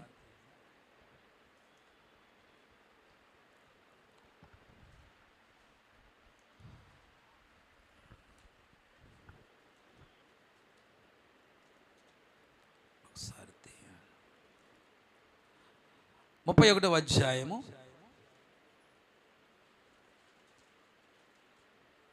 21 వచ్చిన 31:21 చదవండి, త్వరగా చదవండి. ఇశ్రాయేలు వారు అమ్మా 31:21 దినవృత్తాంతములు 2వ గ్రంథం. తన దేవుని ఆశ్రయించుటకై, చూడండి జాగ్రత్తగా ఏనండి, దేవుని ఆశ్రయించుటకై, దేవుని ఆశ్రయించు వారులారా, దేవుడి మందిర సేవ విషయమందేమి, ధర్మశాస్త్ర విషయమందేమి, ధర్మమంతటి విషయమందేమి, తాను ఆరంభించిన ప్రతి పని జాగ్రత్తగానండి ఎలా చేశాడంట, హృదయపూర్వకంగా చేయాలి. ఏ చేసినా పరిపూర్ణంగా చేయాలా. భక్తి చేస్తే ఎలా చేయాలి, హృదయపూర్వకంగా చేయాలి. ఇక్కడ హృదయపూర్వకంగా చేసి వర్ధిల్లాడంట. చేసినోడు వర్ధిల్లుతాడు. అర్థమైందా? హృదయపూర్వకంగా చెయ్యి వర్ధిల్లు, చెయ్యిపోతే వర్ధిల్లు. అందుకనే ఇప్పుడు ద్వితీయోపదేశ కాండము 6వ అధ్యాయము 4వ వచనంలో చెప్తున్నాడు కదా, నీ దేవుడు అద్వితీయ దేవుడు. ఆ దేవుడిని నువ్వు ఎలాగ ఆరాధించాలంటే పూర్ణ హృదయముతోను, పూర్ణ ఆత్మతోను, పూర్ణ శక్తితోను, పూర్ణ బలముతోను. చదువు తల్లి. ఏం చేయాలి? దేవుడిని ఏం చేయాలంట? ప్రేమించాలి. నేడు ఈరోజే గుర్తుపెట్టుకోండి, నేడు నేను సేవకునే నేను మీకు ఆజ్ఞాపించిన ఈ మాటలు ఒకటి మీ హృదయాల్లో ఉండాలి. ఓకేనా? తర్వాత నువ్వేం చేయాలి? నేను ఏ ఏ విషయాలైతే మీకు నేర్పించానో మీరు వెళ్ళి మీ కుమారులకు, మీ కుమార్తెలకు వాటిని ఏం చేయాలి? అభ్యసించాలి. మరి కుమారులు కుమార్తెలు ఏం చేయాలి? ఇప్పుడు ఇక్కడ డౌట్ వస్తుంది వీళ్ళకి. కుమారుడు కుమార్తెలు ఉన్నారు, మీరేం చేయాలంటే మీ స్నేహితులకి తెలియజేయాలి. అర్థమైందా? మంచి విషయాలు ఏం చేయొచ్చు? అందరికీ చెప్పొచ్చు. ఓకేనా? చెడ్డ విషయాలు తెలియజేస్తున్నప్పుడు మన మంచి విషయాలు తెలియజేస్తే తప్పే ఉంది దానికి. అందుకని తెలియచేయవలెను. ఎప్పుడప్పుడు నేర్పించాలి? నీ ఇంట్లో మీ అమ్మాయి అబ్బాయితో కూర్చున్నప్పుడు, త్రోవలు అప్పుడప్పుడు ఆటోలు షికారు చేస్తూ ఉంటారు కదా, అప్పుడును, పండుకునేటప్పుడు కూడా, మళ్ళీ లేచినప్పుడును. అది అర్థమైందా? తల్లిదండ్రులారా, మీ బిడ్డలు భక్తి నేర్పించే విషయంలో ఈ క్రమాన్ని పాటిస్తున్నారా? మనం ఈ క్రమాన్ని పాటించకపోతే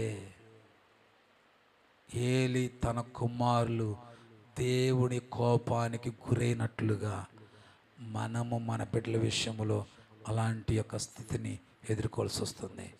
దేవుడు మన మీద, మన కుటుంబం మీద ఆయన కనుదృష్టి ఉంచకపోతే సాతానుగాడు తన కనుదృష్టి పెడతాడు, పెట్టి కుటుంబాన్ని స్పాయిల్ చేసేస్తాడు. కాబట్టి మనం మన జాగ్రత్తగా జీవితాన్ని కట్టుకోవాలి. ఇక్కడ ఏలి కుమారులు వారి ఆలోచన ప్రకారంగా చేయడానికి కారణం ఏంటంటే దేవుడి ఆలోచన తన బిడ్డలకు నేర్పించకపోవడం. అలా నేర్పించకపోవడం వలన ఏలి కుమారులు వారి ఆలోచన ప్రకారంగా పోయారు. వెల్లుడి ద్వారాగా దేవుడు కోపము వారి బిడ్డల మీద రగులు కొనెను. ఎలాగో తెలుసా? వారిని చంపని ఆలోచించాడంట. ఏలి కుమారులు ఏం చేయాలనుకున్నాడు? దేవుడు చంపని ఆలోచించాడంట. దయచేసి చెప్తున్నాను, మన విషయంలో, మన బిడ్డల విషయంలో దేవుని ఆలోచన కోపముగాను, శిక్షగాను, ఉగ్ర రూపంలోనూ రాకుండా ఉన్నట్లుగా దేవుడు మనకు నేర్పించిన వాటిని మన పిల్లలకు కూర్చున్నప్పుడు, నడుస్తున్నప్పుడు, నిద్రిస్తున్నప్పుడు, లేచినప్పుడు వాటిని మన బిడ్డలకు నేర్పించుదుముగాక. దేవుడు ఇదే చెప్తున్నాడు, నీ బిడ్డలను కోపము రేపక, ఆ మాటలు ఈ మాటలు చెప్పి వాళ్ళ కోపం రేపేవారంగా కాకుండా దేవుని యొక్క శిక్షణలోనూ బోధలోనూ మన బిడ్డలు పెంచగలిగితే అంతకు మించిన ఆస్తి మరొకటి మన బిడ్డలకు మనం ఇవ్వలేమండి. హల్లెలూయా. అంతకన్నా గొప్ప ఆస్తి మరొకటి లేదనే చెప్తాను. కళ్ళు మూసుకొని ప్రార్థన చేసుకుందాం. అందరు కళ్ళు మూసుకోండి, కళ్ళు మూసుకోండి. విన్న మాటలు నీ బిడ్డలకు నువ్వు తెలియచేస్తే నీ బిడ్డలకు నువ్వు ఇచ్చిన గొప్ప ఆస్తుంది. నా బిడ్డలకు ఈ రోజుకి చెప్తాను, నేను నాకు అవకాశం కుదిరినప్పుడు అల్లా చెప్తాను, ప్రార్థన చేసుకోండి, వాక్యం చదువుకోండి. మీరు ఏం చెప్పాలనుకుంటున్నారో అది దేవుడి దగ్గర పెట్టి అడగండి. దేవుడు మరిన్ని విషయాలు నేర్పిస్తాడు. మీరు చదువుకున్నవి మరి మర్చిపోవచ్చేమో, కానీ దేవుడి అసలు మీరు ప్రార్థించుకుంటే మర్చిపోయిన వాటిని కూడా దేవుడు జ్ఞాపకం చేస్తాడు. ఈరోజు మీ చదువుల విషయంలో అయినా, మీ బిడ్డల ఆరోగ్య విషయంలో అయినా, అమ్మా నన్ను కాదురా నువ్వు అడిగేది, యేసేని అడుగు. నీ బలహీనత విషయంలో దేవుణ్ణి అడుగు. ప్రభువా నాకు స్వస్థత ఇయ్యినాయనా, నన్ను బాగు చేయి ప్రభువా. అడగడం మన పిల్లలకు నేర్పించాలి. ప్రతి దానికి దేవుడి మీద ఆధారపడే మనసు వారు కలిగి ఉన్నట్లుగా మనం ఒక మార్గము వారికి తెరవాలి, ఒక మార్గం వేయాలి, ఒక త్రోవ వారికి చూపించాలి. ఈరోజు ప్రియ దేవుడి బిడ్డలారా, ప్రతి విషయంలో కూడా దేవుడి మీద ఆధారపడే రీతిగా మన బిడ్డలను పెంచగలిగితే అంతకన్నా గొప్ప ఆస్తి నీ బిడ్డలకు మరి ఏది నువ్వు ఇవ్వక్కర్లా. చాలు, దేవునిలో పెంచడం అనేది నేర్పిస్తే చాలు. నువ్వు ఇచ్చే ఆస్తులన్నిటికంటే గొప్ప ఆస్తి అదే. ఎవరైతే దేవుని ప్రేమించేవారుగా మారుతారో, దేవుడి యందు భయభక్తులు కలిగిన వారుగా మారుతారో, ఎవరైతే దేవుడికి ఇష్టలుగా మారుతారో, ఎవరైతే దేవుడికి సమీపస్తులుగా ఉంటారో, వారెన్నడూ కూడా భిక్షమెత్తుకునే స్థితి నా దేవుడు వారికి ఇవ్వడు.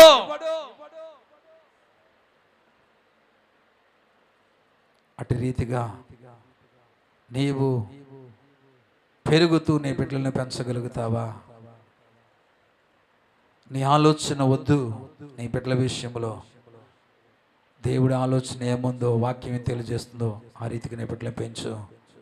వాళ్ళు గొప్ప వాళ్ళు అవుతారు, వాళ్ళు మంచి వాళ్ళు అవుతారు, వారి మంచి జ్ఞానవంతులు అవుతారు, మంచి ఆరోగ్యవంతులు అవుతారు, మంచి తెలివి కలిగిన వారు అవుతారు, నెంబర్ 1 సరుకుగా నిలబడతారు. అనేకులకు మాదిరికరమైన బిడ్డలుగా జీవించగలుగుతారు. అల్లరితో కూడినటువంటి స్వభావాలు వారిలో ఉండవు. నీ మాటను జవదాటి అడుగు ముందుకు వేయడానికి కూడా తొందరపడరు. గుర్తుపెట్టుకో, ప్రశాంతంగా నీ బిడ్డల విషయంలో ఉండొచ్చు. నువ్వు భయపడవలసిన పని లేదు. ఎక్కడికి వెళ్ళినా, ఎవరి మధ్యలో ఉన్నా నా బిడ్డలు క్షేమంగా తిరిగి వస్తారు అనే నమ్మకంతో నువ్వు జీవించగలుగుతావు. నీ బిడ్డలను వాక్య వెలుగులు పెంచగలిగితే. ప్రార్థన. దయగల తండ్రి, ప్రేమగల రాజా, నీకు వందనాలయ్యా. నీ దాసుని మీరు వాడుకునే విధానం బట్టి స్తోత్రం. ప్రతి బిడ్డ జీవితంలో అది నూరంతులుగా ఫలించును గాక. యేసయ్య శక్తి కలిగిన నామములో ప్రార్థించి మనవులని వేడుకొంచున్నాము తండ్రి. ఆమేన్, ఆమేన్, ఆమేన్.